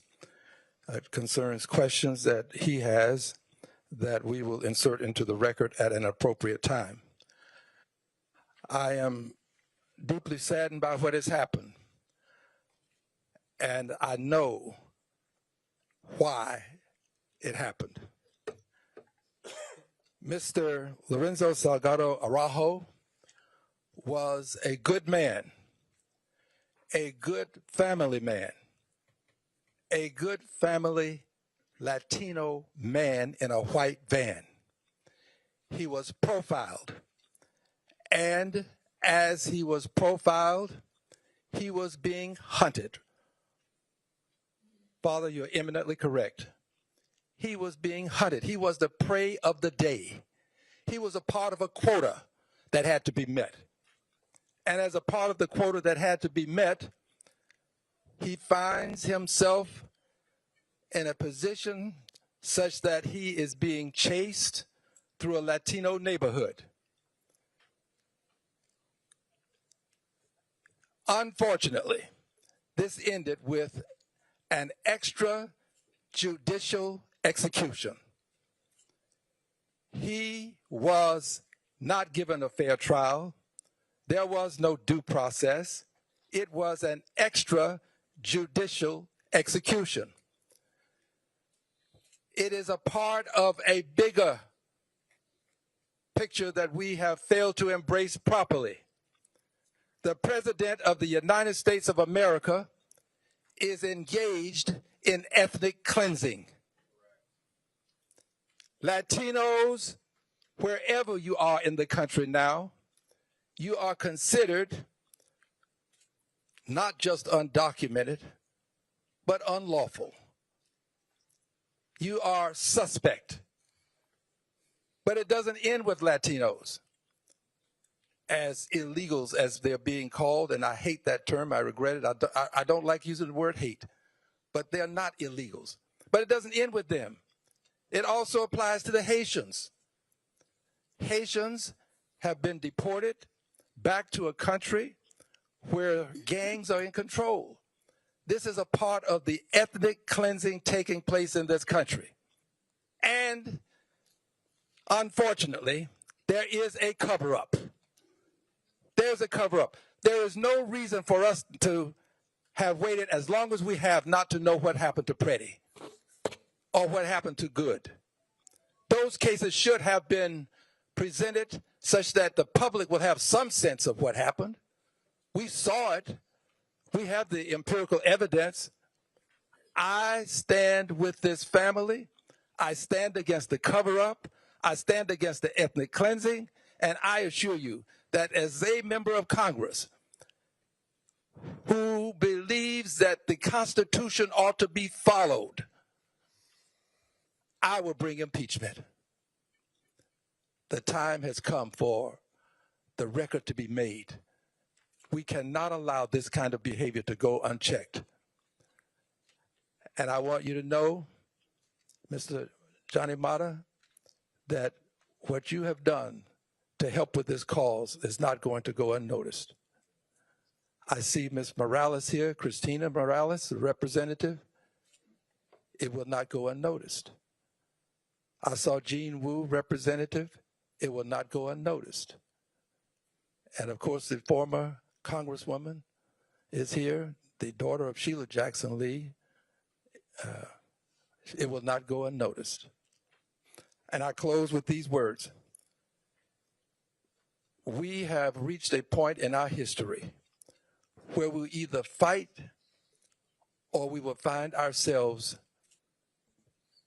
retreating to a time when we couldn't fight. We have free speech. We've got to use it. I'm going to use my free speech. My question, Mr. District Attorney, is this. Body cameras are great. I support it. Brought it up in a hearing just recently with Chairman Thompson. I always call him Chairman. They're great. But I also think we need dash cams. Cameras on the dashboard of those vehicles that are chasing people through our communities. I ask you if you concur. Absolutely. And have you found them to be beneficial in your line of work? There's no question. And if you have unmarked cars, they should be equipped with them. But we should also have a policy that has marked units if they're going to affect a traffic stop. Thank you. I yield back my time. Thank you. Thank you. Now we will hear from Representative Lizzie Fletcher. Well, thank you, Chairman Espaillat, and thanks to you and Ranking Member Thompson and Representative Garcia for convening this important oversight forum. And I want to thank all of my colleagues who've come from across the country to see and hear from our community. And I want to thank our witnesses from our community for so beautifully explaining and showing this community to the rest of the country. Because people across our community and across the country, as Father DeGeorge and Ms. Cabrera explained so beautifully, have been living in fear, and their worst fears were realized again when federal agents killed Lorenzo Salgado Araujo. So I want to thank all of you for testifying and for your leadership in our community, especially at this devastating time. Ronaldo and Lorenzo, my thoughts have been and will continue to be with you and your mother and your entire family, not just today, but in all the days ahead. You make us proud, and you make us all proud for your advocacy and for your commitment to justice for all. And I hope today's hearing will demonstrate to you and to everyone here our commitment of not only our Houston Congressional Democratic delegation, but the Congressional Hispanic Caucus and the entire House Democratic Caucus. It is a failure of this Congress and many before that we have not been able to pass laws to address our broken immigration system. The people here have been trying and will continue to do so. But it is a new and utter failure of this Republican-controlled Congress that has not only failed to address, it has refused to address the abuses that this White House is directing in terms of immigration enforcement operations, and that it has done nothing when innocent people in this country have been killed at the hands of federal immigration agents this year and during this term. It is a betrayal of families and communities across the country that we represent. It is a betrayal of the Constitution that we have all sworn an oath to protect and defend. And it is a betrayal of our values as Americans. And yet what we hear from those who are directing these policies is that these actions are being taken to make us safe. And so, District Attorney Tier, I want to start my questions with you. Can you tell us from your experience of 20 years in law enforcement, whether the policies that we have seen implemented at ICE and in terms of immigration enforcement throughout DHS in the last 18 months have made our communities safer? Objectively, no. They've had the complete opposite effect. And can you tell us why that is? Can you give us some examples of what is making us less safe because of the policies that this administration is implementing? We have people who are here unauthorized who are victims of domestic violence, aggravated robbery, aggravated sexual assault, who are too scared to even call the police, let alone participate in prosecutions of people who are here with documentation or who are citizens. These policies have effectively created a group of our community that are targets. And that's what we're seeing. And we can't hold the people that prey on them accountable. And that group of people knows it. Thank you. In addition, Mr. Green asked about dash cams, and I also want to ask about the increased presence of unmarked vehicles and plainclothes officers for immigration enforcement activities. That's something I know many of us up here have objected to repeatedly. But can you talk about what that does in our communities as well? Yeah, it continues the feeling of fear, the floating fear that Father talked about. But it's just not good law enforcement policy. Undercover work is crucial to good law enforcement policy, but undercover officers don't then affect the traffic stops for reasons that we have seen time and again around the fear of the person trying to be stopped. So it is not best practices. Thank you. And with the time I have left, Councilmember Martinez, I just want to direct this question to you. Can you share with us how you see in the community this affects interactions with law enforcement agencies that come under your jurisdiction, like the Houston Police Department and others, and in the community because of the actions of these federal officers? Yes, Congresswoman. So it's important to continue to highlight that calls for services are down. My team, we've done some research. We've gotten data from HPD within our zip codes, and they have gone down. And then even heavier in the southwest part of Houston, where we have an even more diverse immigrant population, calls of services have gone down even more so. What we're finding as well is that when residents, and I've shared my personal number with several community folks, when something is happening, an operation is happening, and folks can identify who is heading that operation, we're having to call and figure out what agency is this, and in order to try and tamper down those fears. Thank you, Councilmember. I've gone over my time. I appreciate it. Thank you all for your testimony and for your work, and thank you again for convening this hearing, and I yield back. Thank you, Congresswoman. And before we hear from the next Congress member, let's welcome Mayor John Whitmire. Thank you so much for being with us today, Mayor. And our next representative from San Antonio region, Congressman Joaquin Castro. Thank you, Chairman. And I want to also express my condolences to the Salgado family, to all three brothers, and to your mom and to your extended family, and say thank you to Congresswoman Garcia and to the Houston delegation and the entire city of Houston that has shown incredible courage and stood up to this injustice, to the members of the legislature and the city council, and to the mayor who have pushed and advocated in their own ways. Thank you so much. The more evidence that comes out, the clearer it becomes that Lorenzo Salgado Araujo was murdered in cold blood by agents of the United States government. ICE has not produced a shred of evidence to support its claim that Lorenzo was a danger to them. No body camera footage, no dash cam footage, no ring camera footage from homes or businesses nearby. When law enforcement has the evidence and facts on their side, they put them out immediately. ICE has not done any of that. Instead, ICE has chosen to smear a good man, a hardworking man, a family man. They have treated him with the same indignity in death as they did in life. They said that he was not their target. That's because everyone is their target.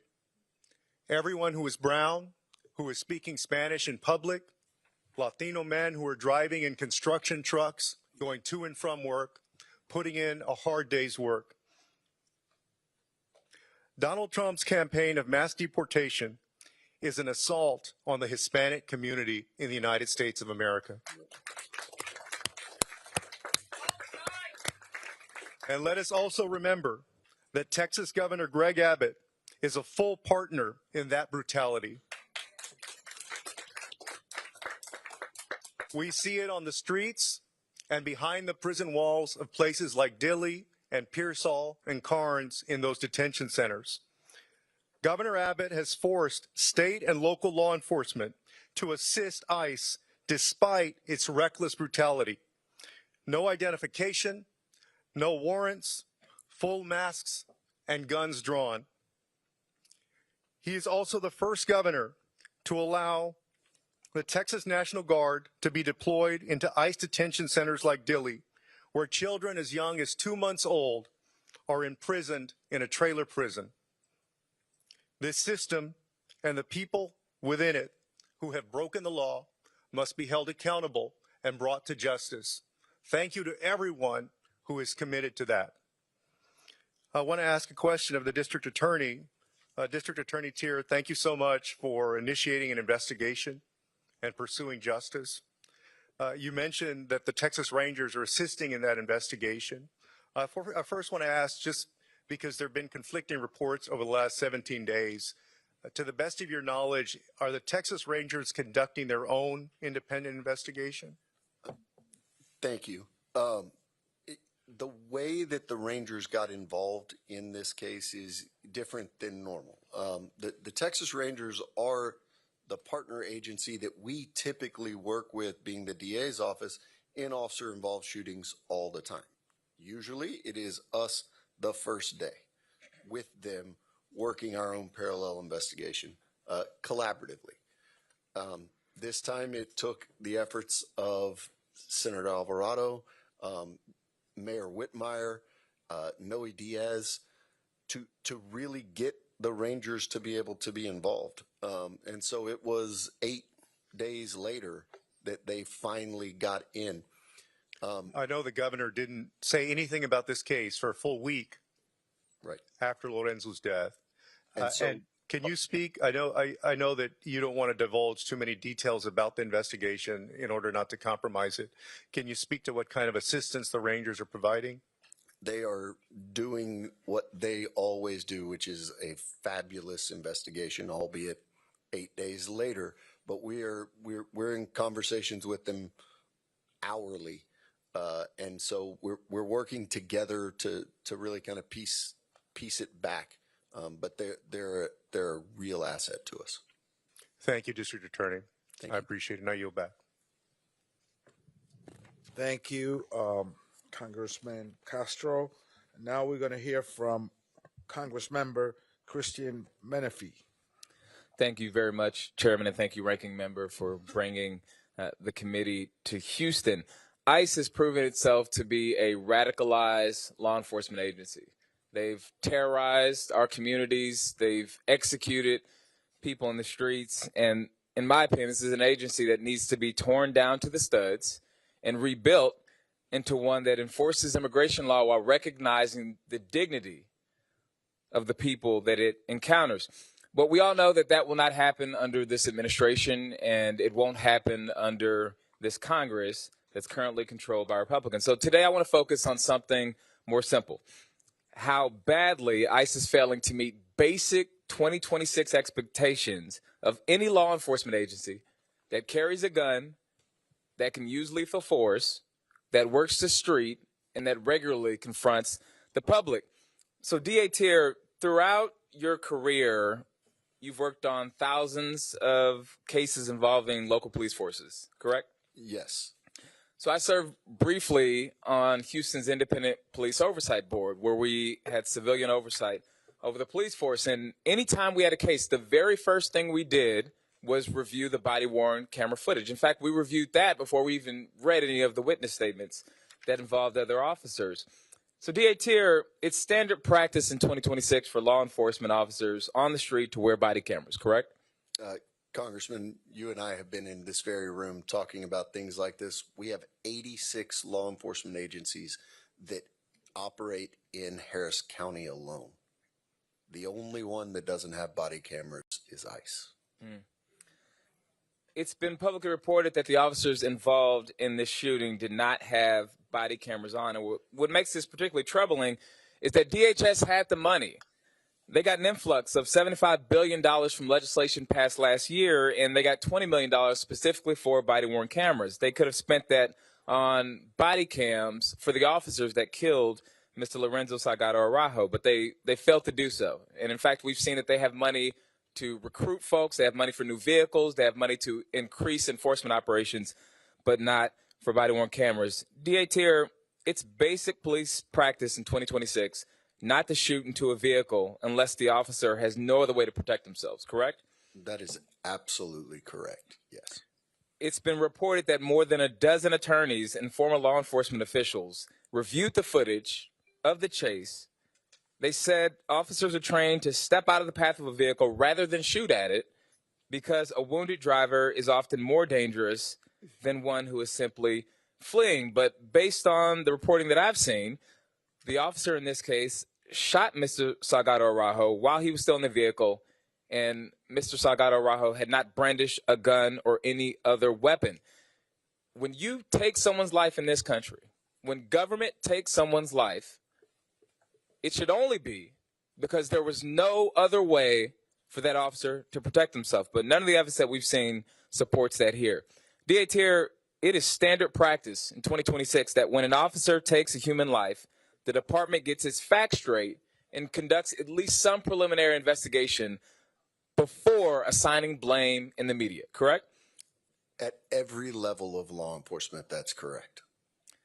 But in this case, an ICE spokesperson told the press the very day of the shooting that Mr. Salgado Araujo rammed an ICE law enforcement vehicle and weaponized his vehicle in an attempt to run over an ICE law enforcement officer, resulting in the officer firing first in self-defense. That statement went out before any real investigation took place, and witnesses and evidence have since disputed it. So here what we see in closing is ICE does not follow basic police practice for 2026. No cameras when it had money for cameras. Shots fired into a vehicle when there's no evidence that we've seen that the officer was forced to do so to save his own life. A public statement blaming the victim before any real investigation took place.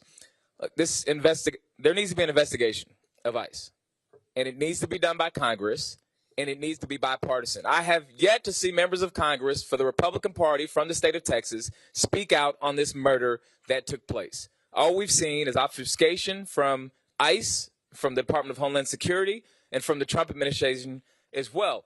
In January, new leadership will happen in the halls of Congress. And I know that every single person sitting up on this stage right now will be in full-throated support of an investigation. So in closing, I want to say to Ronaldo, to Lorenzo Jr., thank you for your courage, and we will make sure justice happens when we take back the halls of Congress. I yield back, Chairman.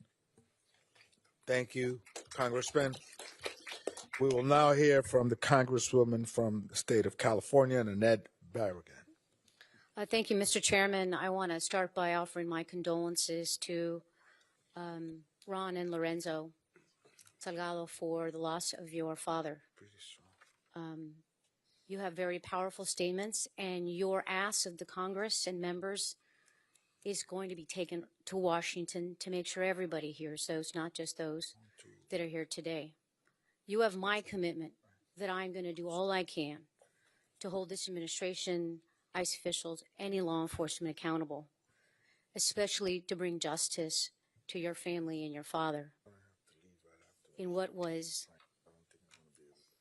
a killing, a murder that needs to be fully investigated. And so I continue to call on all those in law enforcement to do what they can to bring justice here and get all the facts. DA Terra, I want to go to you. It's reported that you now have access to the van and to surveillance footage. Are you satisfied that the evidence was preserved from the moment federal authorities took custody, including complete chain of custody records? To the extent that we have evidence, I am satisfied. We still have a significant amount of physical evidence that we have not been able to get possession of. So that's to be determined, including in up to the weapon that was used.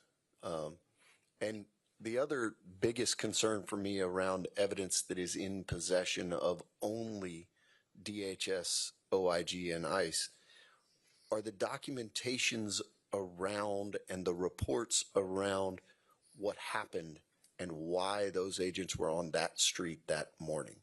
Apparently, the U.S. Attorney is privy to information that we're not, based on the statement that was released a few days ago. And because of that, I think this body and certainly my office needs to have the FOW, the Field Operational Worksheet that ICE utilizes for the interaction previously where they said that 2 Guatemalans were trying to be detained. ICE would have created an FOW for that.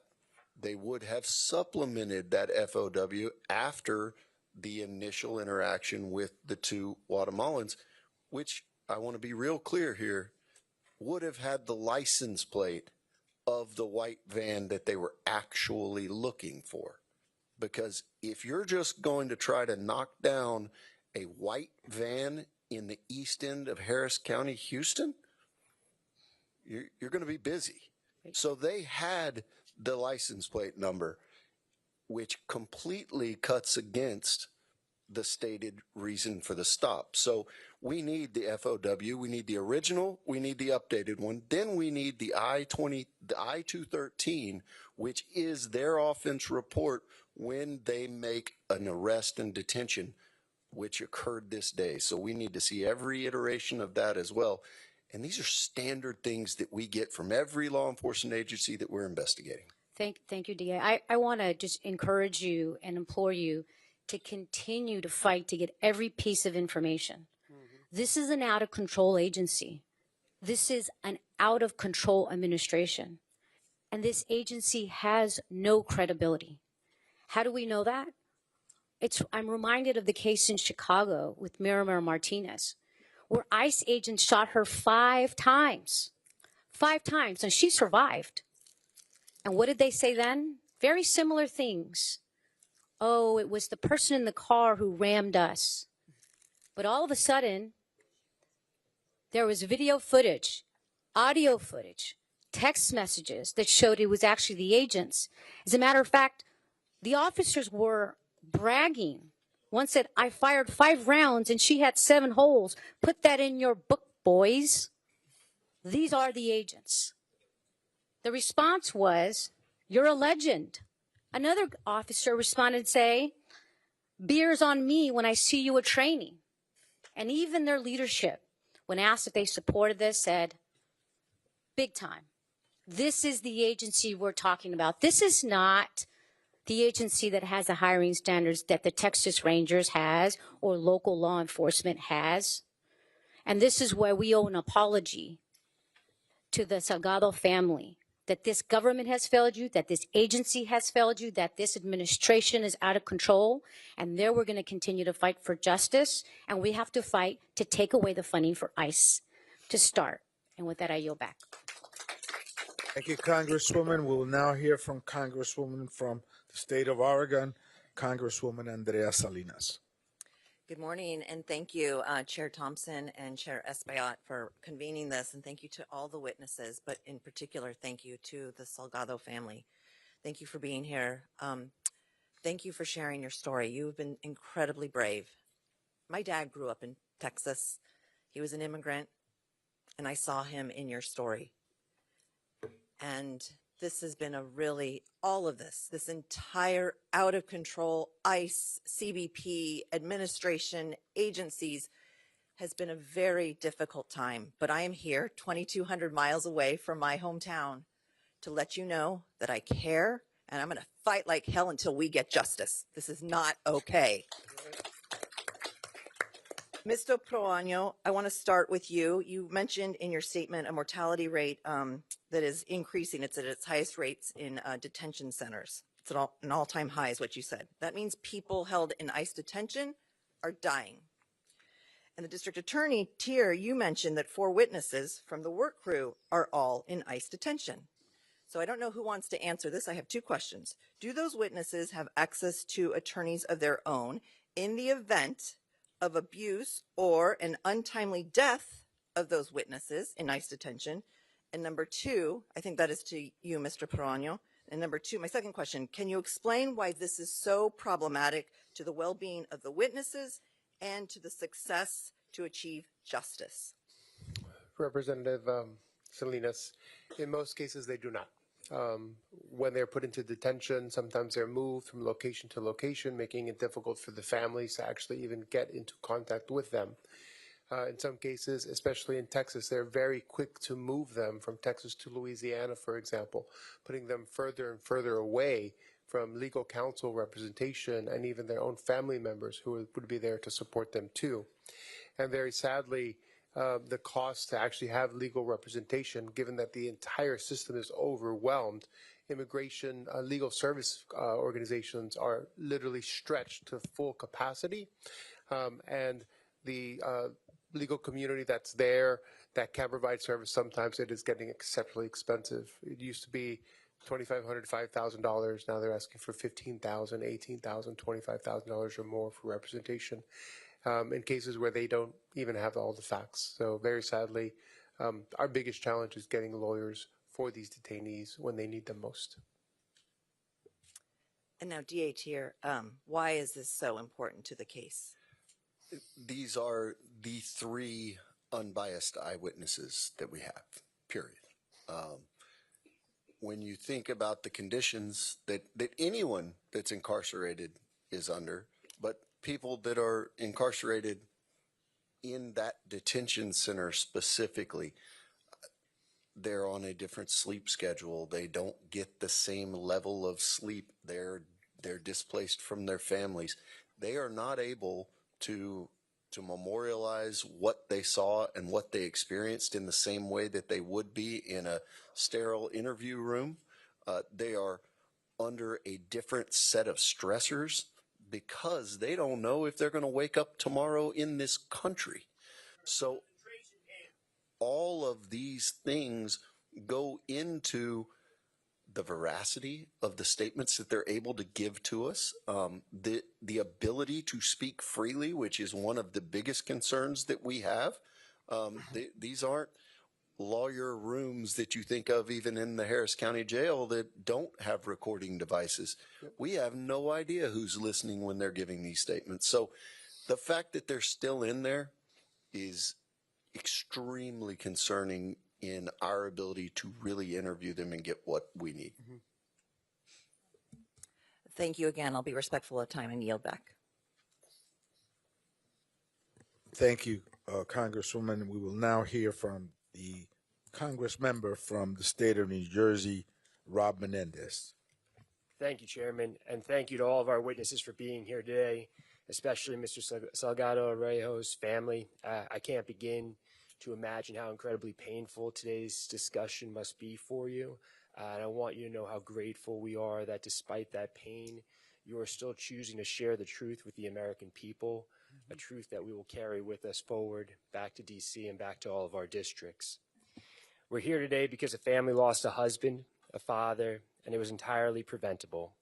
And we're here today to address the actions the Trump administration has taken that have made tragedies like this more common in our country. By design, our immigration enforcement has become so aggressive, so inhumane, and so insulated from accountability that families across the country, from Newark to Minnesota to Houston to Maine, are losing their loved ones in senseless acts of violence. A year ago, outside Delaney Hall in Newark, I said that no one is safe in Trump's America. Not fathers, not mothers, no one. Today is a painful reminder of that. And from day one of this administration, they have repeatedly lied to the American people about their actions.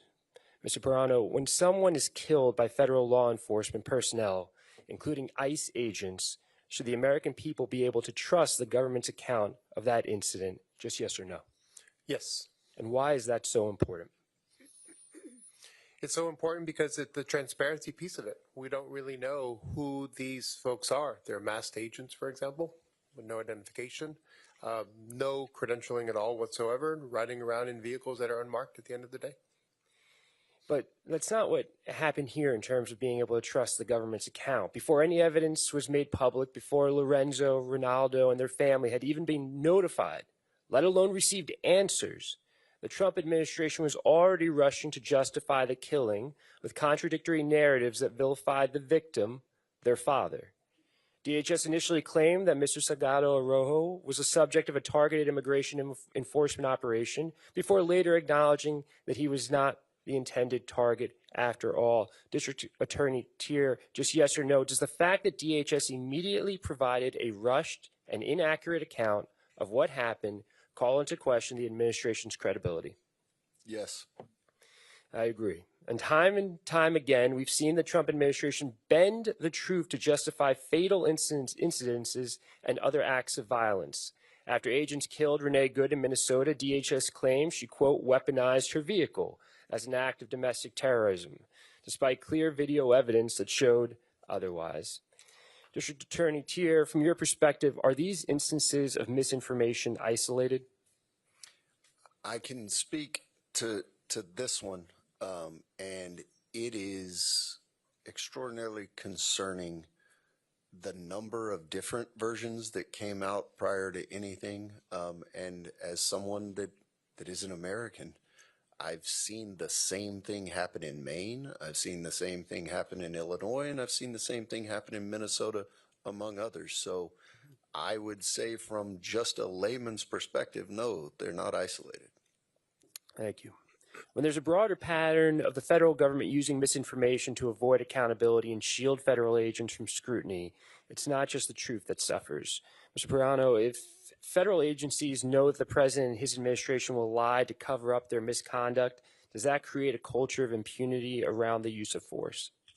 It has emboldened this agency. It has emboldened these officers. They think that they can get away with it at the end of the day. And that really is a travesty of justice, and really goes against every fiber of really what any of us know to be an honest and just system. Would it be fair to say that under these circumstances, violence against immigrants is not accidental, but systematically encouraged? They are attacking and hunting Latinos and Latino communities. And throughout the country? Throughout the country. In Minnesota, in Chicago, in New Orleans, in Charlotte, in Newark, in LA, across the country. That's why we need everyone across the country to speak up against what's happening, to lift their voices, to carry the names of those that have been taken from us with them. For the past year and a half, we've seen the Trump administration embrace a violent enforcement-first approach to immigration, one that maximizes arrests, deportations, and operations in community spaces, all while minimizing accountabilities. And families in my district in New Jersey, here in Houston, across the country have suffered immensely as a result. We owe it to Mr. Salgado Araujo and his family, as well as every family that has been or will be impacted by immigration enforcement actions, to hold the Trump administration accountable and to fight for a more humane immigration system. This does not end today. It will not end today. And it will not end until there's accountability, justice, and until we end this national nightmare. I yield back. Thank you. Thank you, thank you, Congressman Menendez. And to finalize the question period of this hearing, we will hear from Representative James Walkinshaw. Thank you, Chairman Espaillat, Ranking Member Thompson, and especially Congresswoman Garcia. Your leadership in this moment has been amazing. How many more of our dads have to die? Lorenzo and Ronaldo asked us that question. How many more of our mothers have to die? I appreciate all of the witnesses today. You all have provided valuable insights and information, but I came across the country to see Ronaldo and Lorenzo, to look into your eyes and to see your pain and your anger so that I can take it back to Washington and communicate it to my colleagues. But I also saw your resolve. You know, I left my house this morning in Virginia. It was early in the morning. It was dark. My 5-year-old son was asleep, went into his bedroom. I kissed him on the forehead, and I said, "Daddy will be home tonight." And I will. But your father didn't make it home. Juan Sebastian Guerrero didn't make it home. Renee Good didn't make it home. Now, Ronaldo and Lorenzo, when you're a dad, you're always kind of wondering, are you doing a good job? Your dad probably asked himself that. But as I listen to you and see you, it's very clear he did a hell of a job. And I know that he is Very, very proud of you. Recently, members of the Homeland Security Committee had a closed-door briefing from ICE on their use of force policies. Republicans not willing to have an open hearing with ICE under oath to discuss those policies.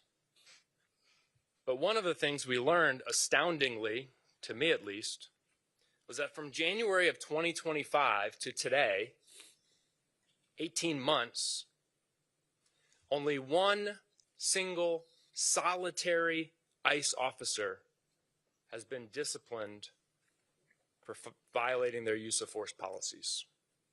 One officer. 22,000 ICE officers now, thousands of violent encounters, 6 deaths, one officer has been disciplined. That tells me this is an agency where accountability has broken down and an agency that is broken. And I want to ask Councilman Martinez, a year ago today, I was a local government elected official like yourself. You, with your colleagues, have an oversight responsibility of the Houston Police Department.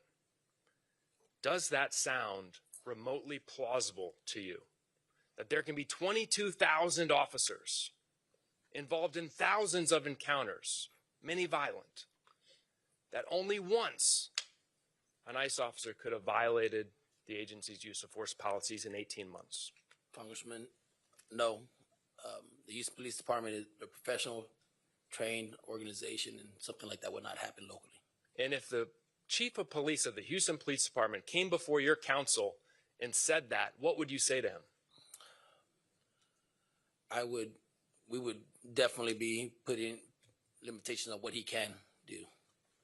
DAT, you, I presume, have been involved in investigations of officer-involved shootings and use of force violations.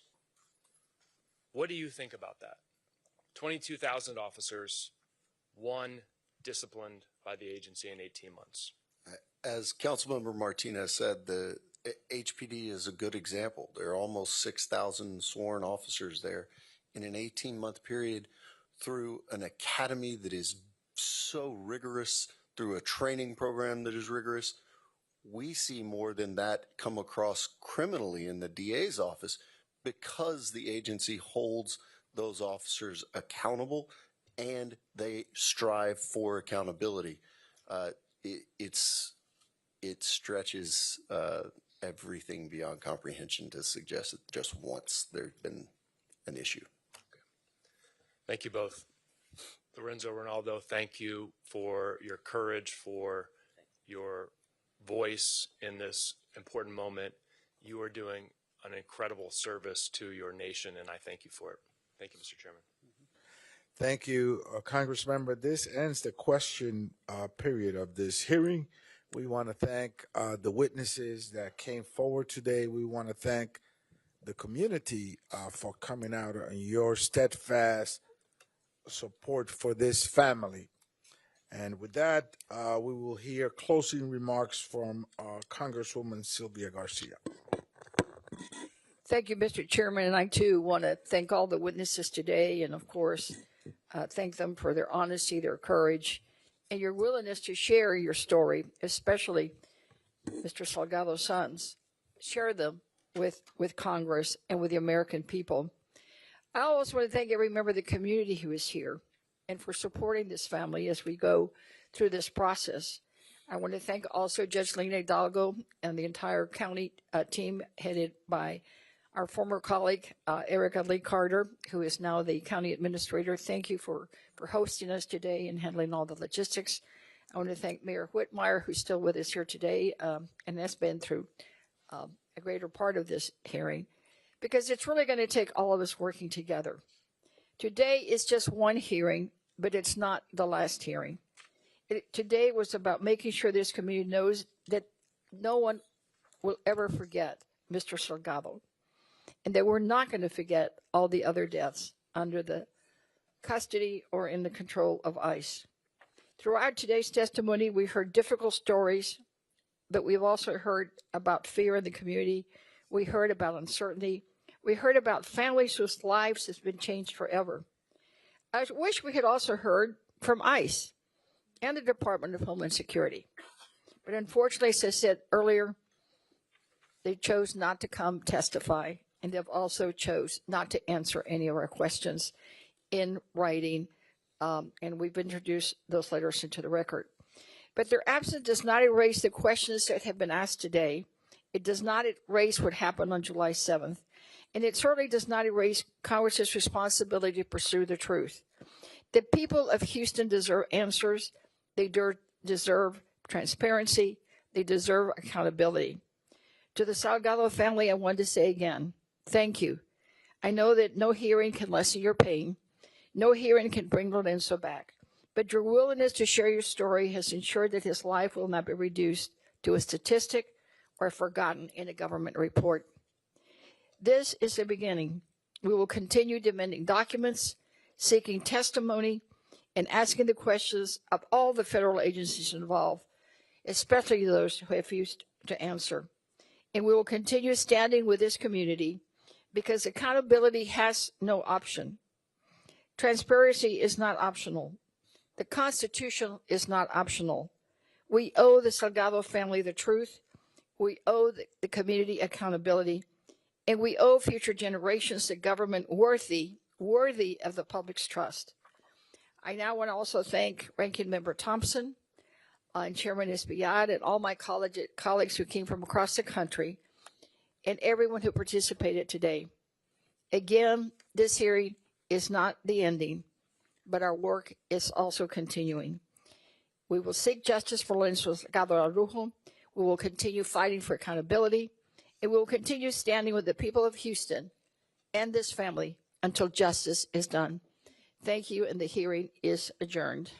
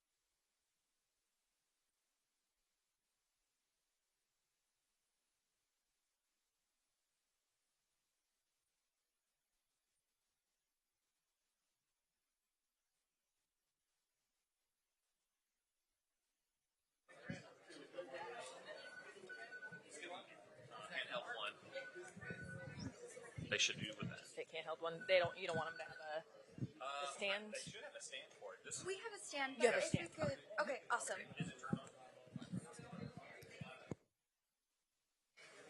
That's why they're all going back. We probably need to have somebody in the middle. Like, We got the lunch shop. there it is.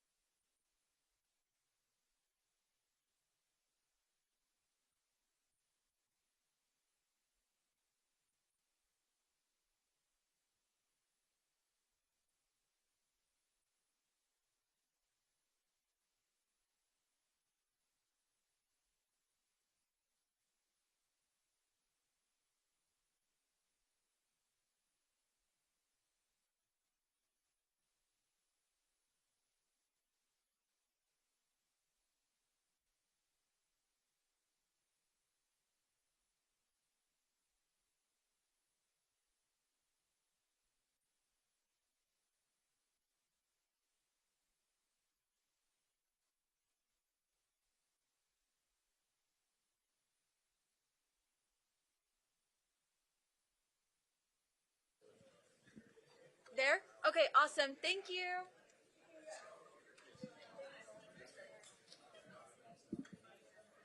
Like that. Something like that. Okay.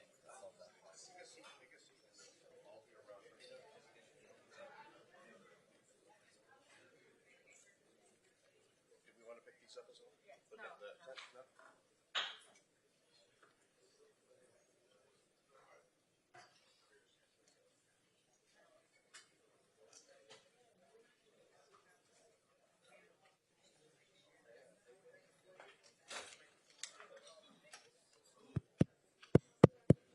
Are y'all still getting it back there?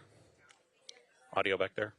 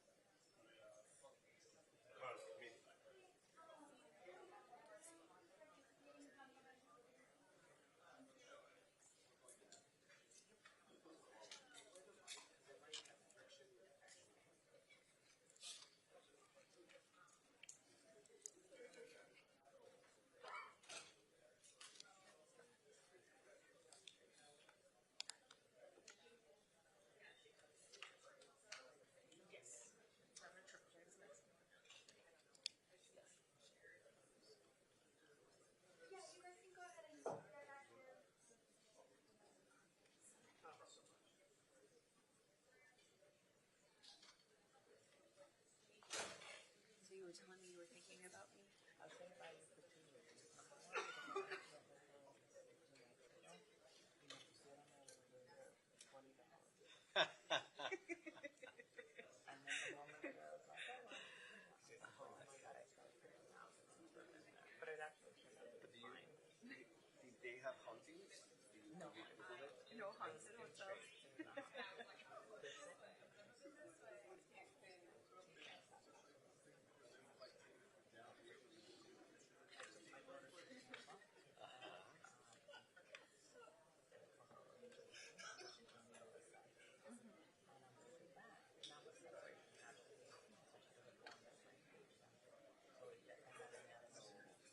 De los regulares. Like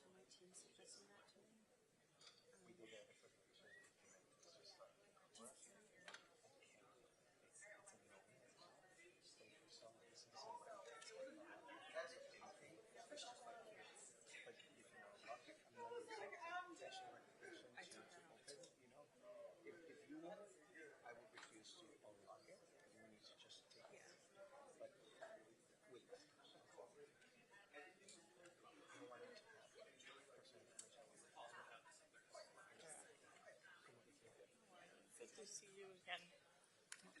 Muy bien. Thank you so much for everything that you do. Thank y'all for being here this morning. I'm Sylvia Garcia, here from Houston, where the tragic killing of Mr. Salgado occurred. We've had a great hearing. I think most of you gathered from all of their colleagues from across the country. That this incident is not just a heartbreaker for Houston, but actually it is a heartbreaker for our entire country. I want to thank again Ranking Member Thompson and the head of the Congressional Hispanic Caucus for having the shadow hearing here today. And of course, to thank the Salgado boys for being here to speak with courage and commitment and passion about their father. And now all of us are gathered here today to assure the public, to assure Houston that we will find justice for Mr. Salgado. In the interest of time, we're going to limit our members to 1 minute and then take questions because I want to make sure that everybody is heard. We will begin with our Houston members with our most senior member, Representative Al Green. Thank you very much, Congresswoman Garcia. I'll be brief. Yes, there must be justice, and there has to be justice in spite of the cover-up that's taking place, in spite of the ethnic cleansing that's taking place in our country. There must be justice, and that justice has to include the President of the United States of America, who is at the head of this crime that's taking place. And when that justice is served, a part of it will be impeachment. I will bring articles of impeachment against the President of the United States of America for the injustice that he is perpetrating upon people in this country. Next, Congresswoman Lizzie Fletcher, also from Houston. Thank you, Congresswoman Garcia, and thank you again to our colleagues from across the country who've come to Houston to witness what we have seen, which is an incredible community facing an unimaginable and unconscionable, unconstitutional tragedy here in Houston. And I think one of the things that we saw in the hearing that's important to make clear is that the draconian immigration policies that we have seen instituted in the last year and a half are not making our communities safer. They are putting our communities in danger. They are completely inconsistent with accepted law enforcement practices, and this has to come to an end. And so I'm so grateful for everyone who's here today. I'm grateful to you, Congressman Garcia, for your leadership, and we are all here to ensure that justice is done. Thank you. Thank you. Next, we have Representative Christian Menifee, also from Houston. Thank you, Congresswoman Garcia. ICE is the most well-funded law enforcement agency in this country. But what we found out at this hearing today, and what we've known for a couple of weeks, is that they are failing to do the basic requirements of law enforcement. The officers who killed Mr. Salgado Araujo did not have body-worn cameras. They shot into a moving vehicle despite there being no evidence that they absolutely had to do so to protect their lives. And we've seen across the country, they are masked instead of showing their identity to the people in our communities. Congress needs to fully investigate ICE. We've seen the president pinch pennies on SNAP benefits. He's pinched pennies on veterans benefits. If we're going to be spending all this money on ICE, we need to be in a position to hold them accountable. And when Democrats take the House back in January, I fully expect that the investigations will begin. Thank you. Next, the chair of the Congressional Hispanic Caucus, Antonio Espaillat of New York. Thank you, Congresswoman Garcia. A crime has been committed, and there is a cover-up. ICE is not here. DHS is not here. The FBI is not here, all of which were duly invited. And what we heard from the district attorney of Harris County is that there is no cooperation whatsoever with these federal agencies and his investigation. So we will hold these agencies accountable. We will continue our oversight duties, and the money given to ICE, $113 billion, must be rescinded, must be clawed back.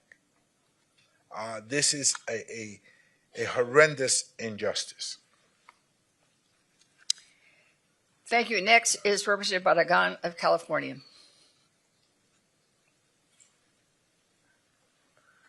Thank you, Sylvia, for hosting. I used to serve as chair of the Border Sub on Homeland. So I have seen how ICE has gone over the last 10 years, just move to a time that we're in now. Totally out of control, totally rogue. It's an agency that doesn't have the same standards as your local police department hiring standards and use of force standards. Your local police has to show their name. They don't have masks on. They wear body cameras. What was most disturbing of what we heard today was what the DA said over and over again. They are not getting the full cooperation to get everything that they need to investigate this, because we need to make clear that nobody is above the law, not ICE officers, nobody. Everything needs to be investigated, and we need to bring justice to this family. And this is not the only family. There's families in Maine, the family of Renee Good, the family of Alex Preddy, and the list goes on and on. And so we need to continue to highlight these stories because this president, this administration, and this agency is not going after serious criminal offenders like they promised. They're going after our brothers, our sisters. We heard today a good man who was just going to work, who's been in Houston for decades. So we will continue to fight for justice. Thank you. Thank you. And next up is Representative Castro of San Antonio, Texas.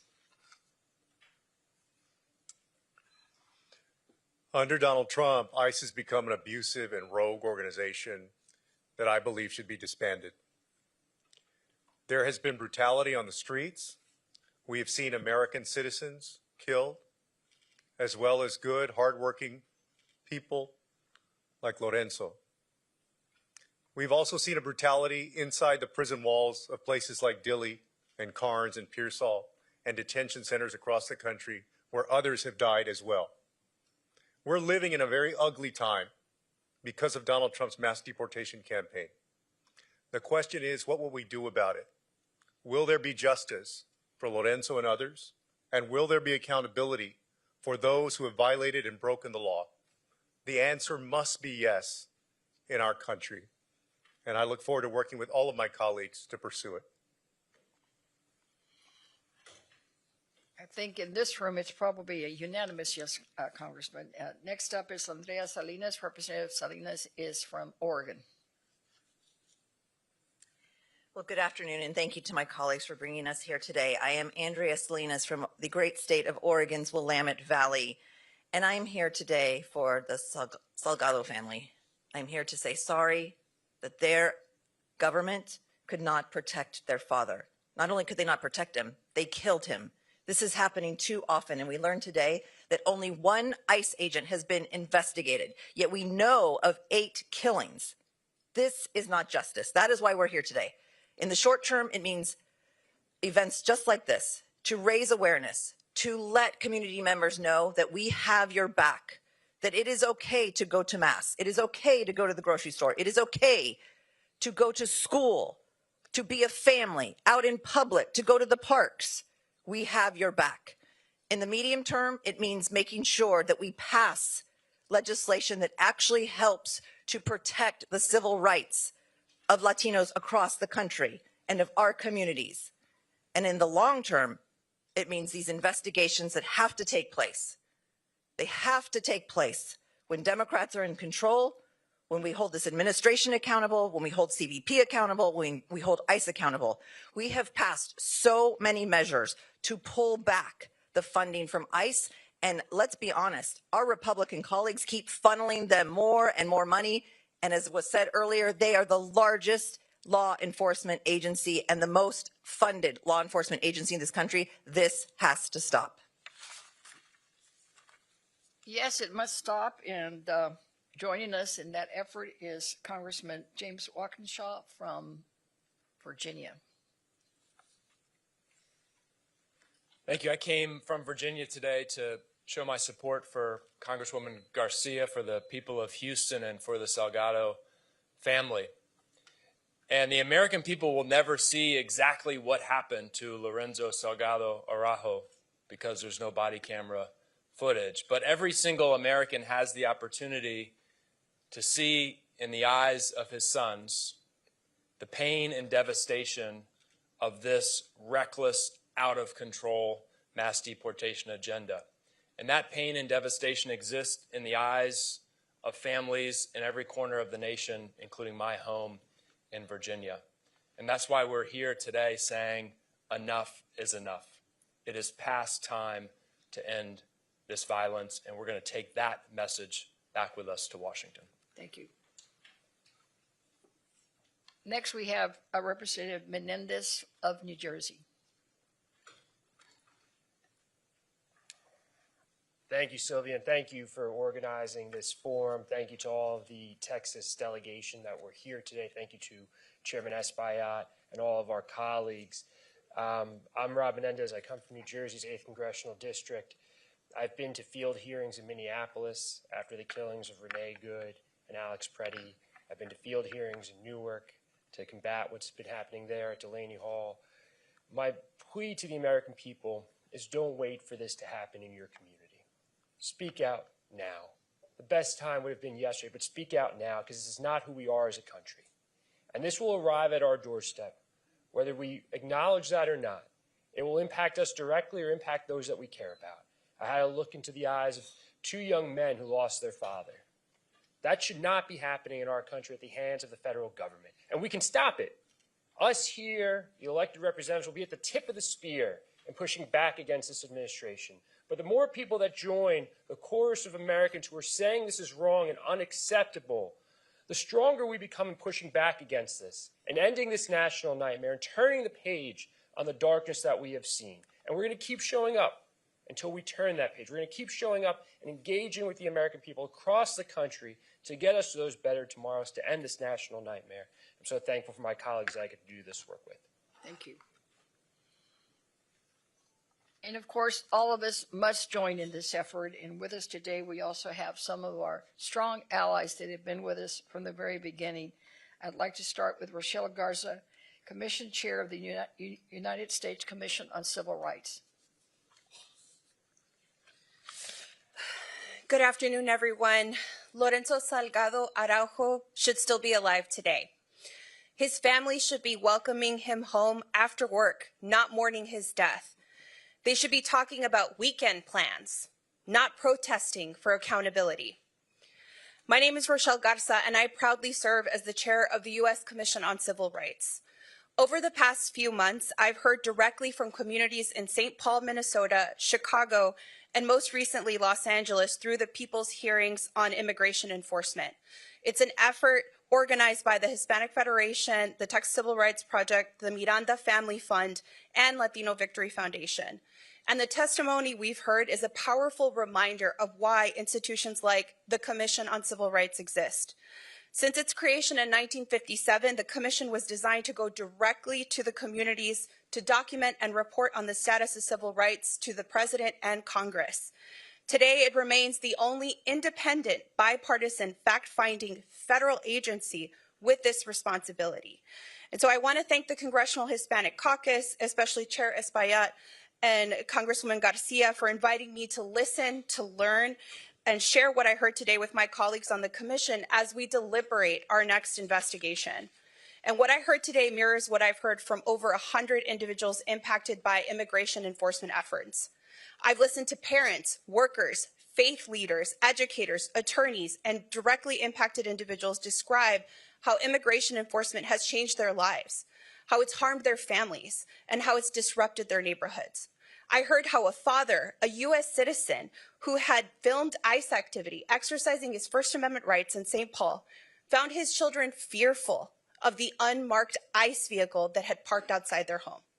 I heard how a mother who had recently given birth was taken from her newborn when she was nursing and denied support to maintain her milk or feed her baby.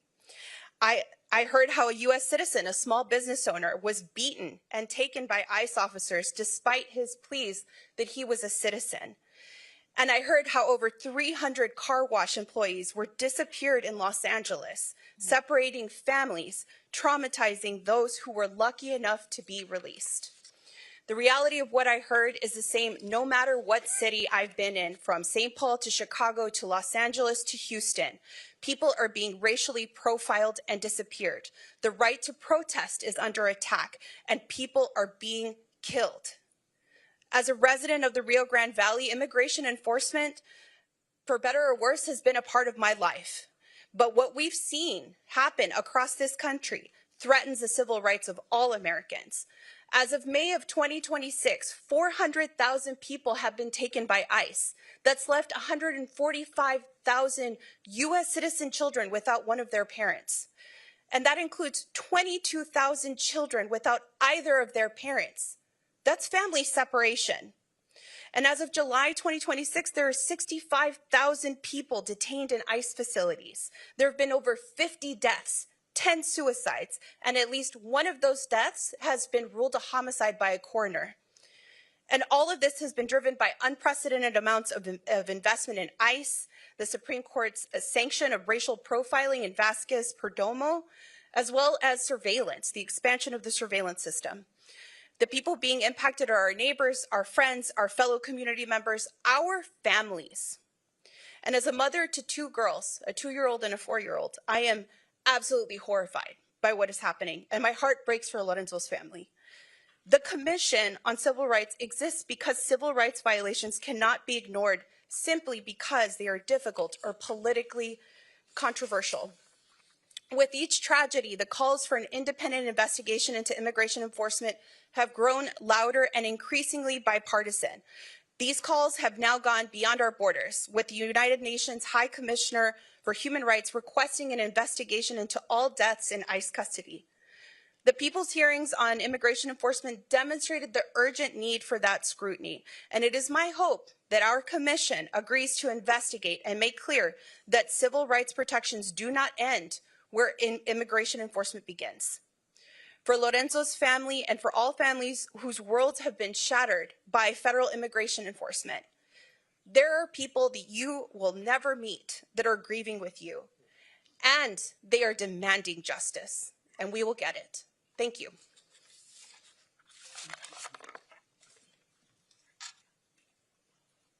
Thank you so much, and we all look forward to working with you to ensure that the Commission does act and do that investigation, because it is sorely, sorely needed.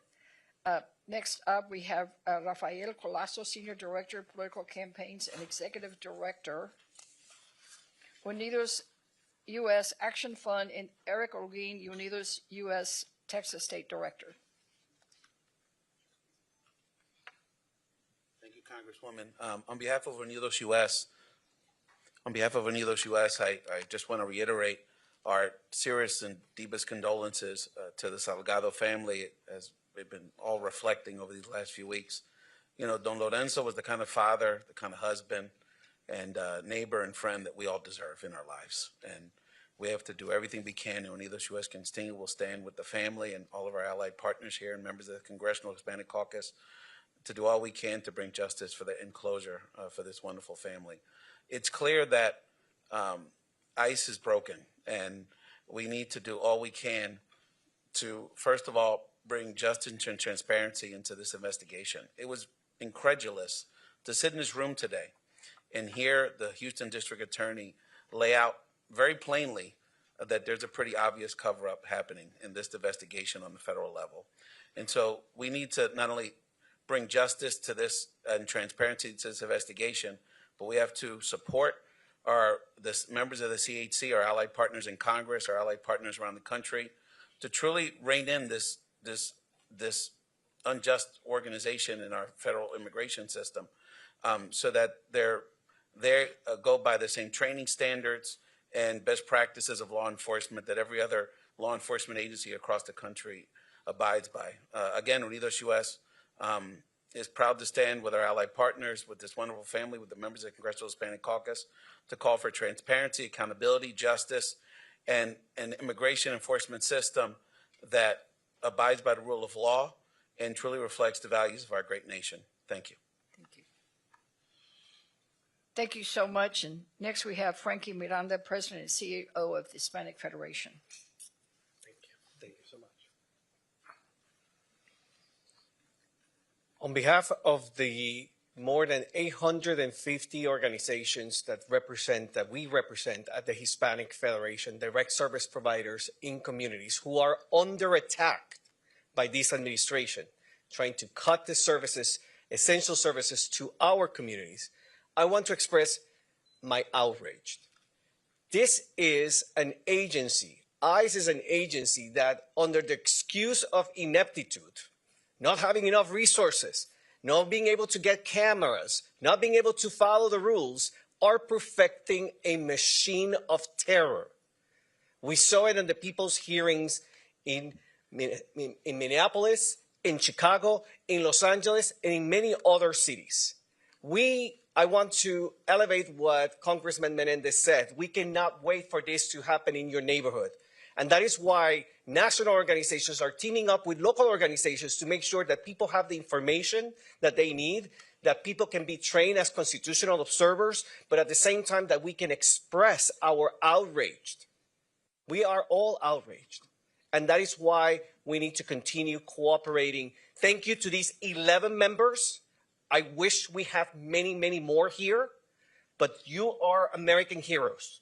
Thank you for everything that you're doing, and we're committing all our resources to continue preserving testimony of the many, many other abuses that have happened in this country, and unfortunately, we still don't know about them.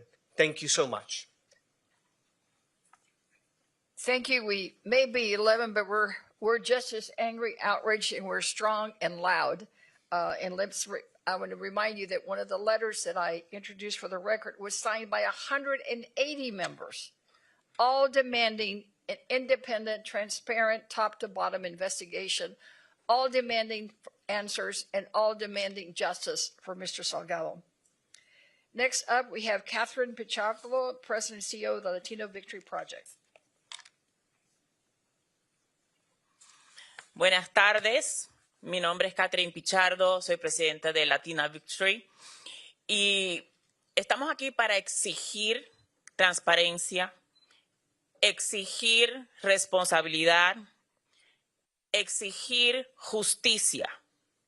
Estamos en un momento muy difícil en nuestro país para la comunidad latina y para todos los americanos.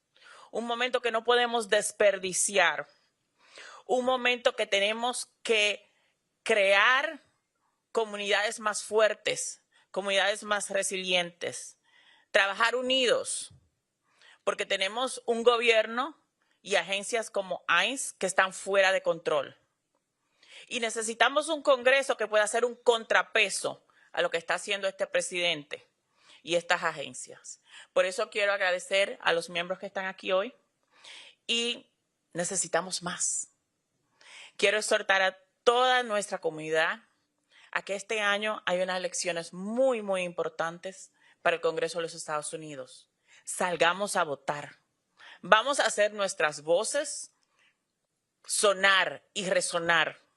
Que se repique por todo el mundo. Que la comunidad latina no se deja. Muchísimas gracias.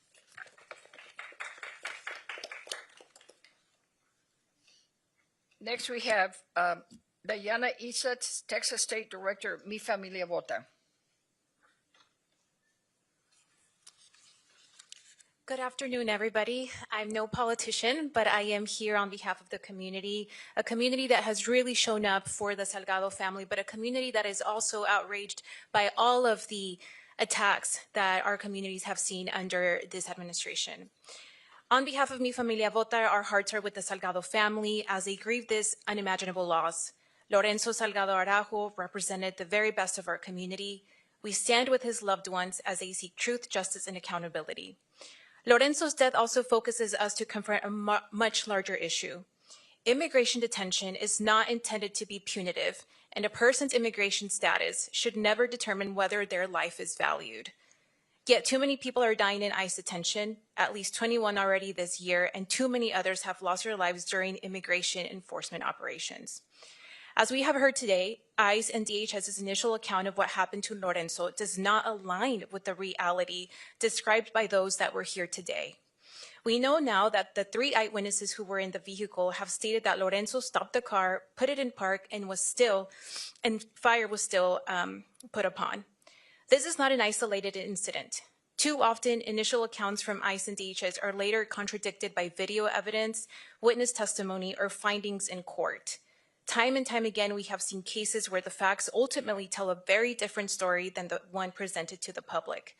Lorenzo's family, the people of Houston, and the American people deserve a full and transparent investigation, as we have heard over and over again.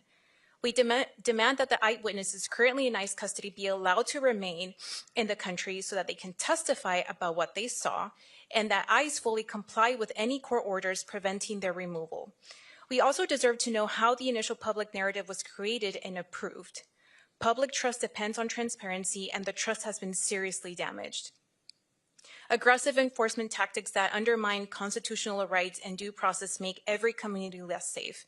Immigration enforcement must respect the Constitution, the rule of law, and the dignity of every human life. Today, Latino communities across this country are living with fear, as we have also heard over and over again. Many people they are being targeted not because of criminal conduct, but because of the color of their skin, the language that they speak, where they shop, or the neighborhoods that they call home.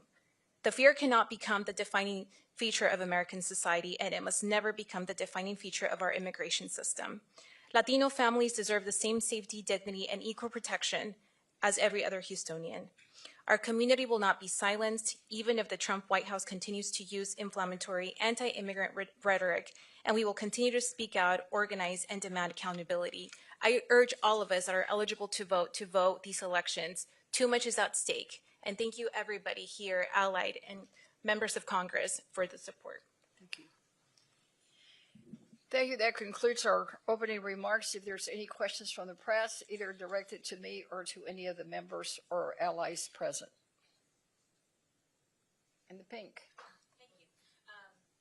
Congresswoman Garcia, you mentioned that you really wanted to get transparency in terms of what was happening with this investigation. Was there anything in particular you wanted to learn today, and any questions that you still have in terms of how things are proceeding at the federal and local level? Well, as I directed a question to the DA, I mean, I would like to know who the shooter is and get some assurance that he's not on the streets anywhere in America, and might take the same, in what I consider, unlawful, excessive, abusive force that he took. Because I think at any time that I've been around in law enforcement, whenever there's a shooting, they immediately put that person on administrative leave. They make sure that that person is no longer in the streets. We haven't gotten that assurance. So that is one of the questions that I still have. Next, sir. Somebody mentioned Woody Park and what happened here. And the end result was that law enforcement here in Houston, across the country, had longer times to train. How long are ICE agents being trained? Because I've heard it was not long at all before they put them in the field. Well, I'm hearing everything from 2 weeks to months, but I'll defer to who had that briefing, Mr. Whiteshot. Can you know that answer? Yeah, I can. More specific. Currently, ICE says it's 40 days, and here's what we know, though: they have removed from the training for ICE officers critical elements that existed before around use of force, around their use of firearms. And what ICE will say is, well, we're teaching the same curriculum, but in a shorter period of time. And I mentioned my son earlier, he's starting kindergarten pretty soon. And if the principal of the school told me, we're going to teach him the exact same material, but do it in half the time, I wouldn't buy it. And I don't buy it with respect to ICE either. They're cutting corners. Way in the back.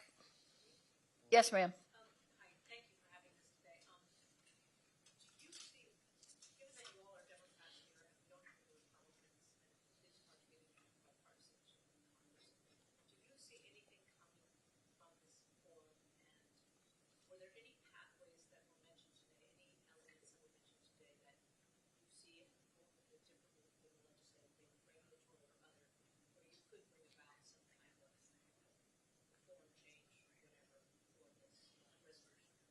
Well, I think one of the things you'll see is what we've already done. I mean, we put out a 10-point plan for reforms in ICE. We also all have committed to not providing one more penny of funding for ICE. Those are all real concrete things that we're already doing. And I think all of us here gathered today represent, probably 7 or 8 different committees. And I can tell you that all the committees of jurisdiction are already looking at what they can do.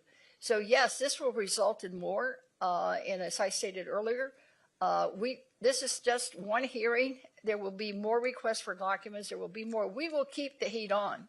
We're not going to just let this go away or try to have anybody pull it under the rug or cover it up. We will continue the fight. Any other member would like to add to that from any of the committees of jurisdiction? Well, we'll go on to the next one. Yes, sir. Congresswoman Garcia, you mentioned those letters that have been sent to ICE that haven't been responded to. You noted, obviously, also that they're not here today. If they're not responding to members of Congress now, what makes you think that would change? Well, I'm very hopeful that November will change things, and we will be able to get some answers.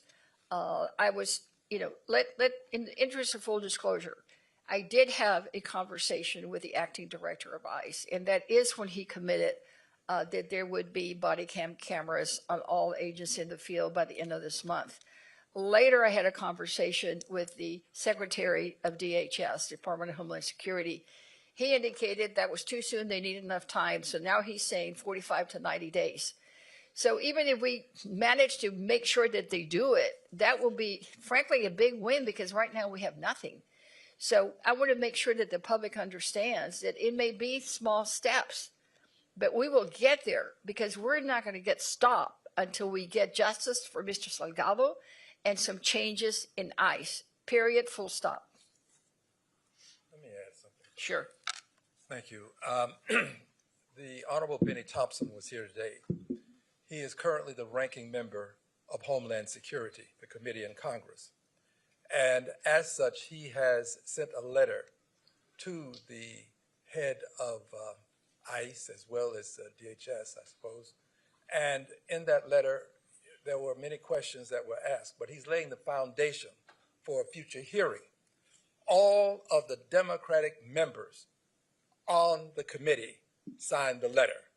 The Democrats are committed to an investigation, transparency, and accountability.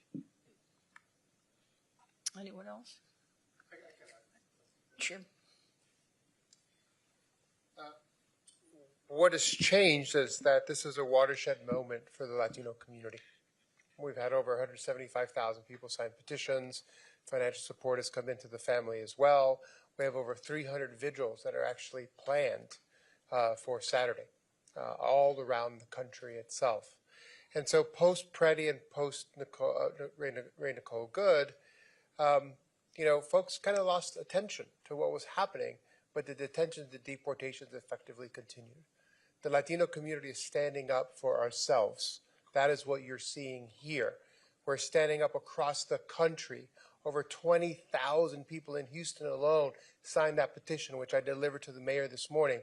Over 57,000 people in Texas alone signed that petition, in 831 cities of 971 in this state. People are paying attention. Latinos are standing up. Our coalition is stronger than it has ever been, and with the support of Sylvia Garcia, Adriano and the CHC and all of these members here, you're going to start to see a significant shift coming because Latinos are tuned in, and we will hold them accountable in November. Let me just say that much needs to be done. In fact, the body camera program is not codified, is not contemplated in law, although money, $20 million, were appropriated for it. So that program was piloted by the previous administration, obviously stopped by this new administration, and now is done haphazardly across the country, but it's not law. It should be, all of the things that we are proposing should be contemplated and should be done through legislation. Dream and Promise Act, body cameras, farm workers bill.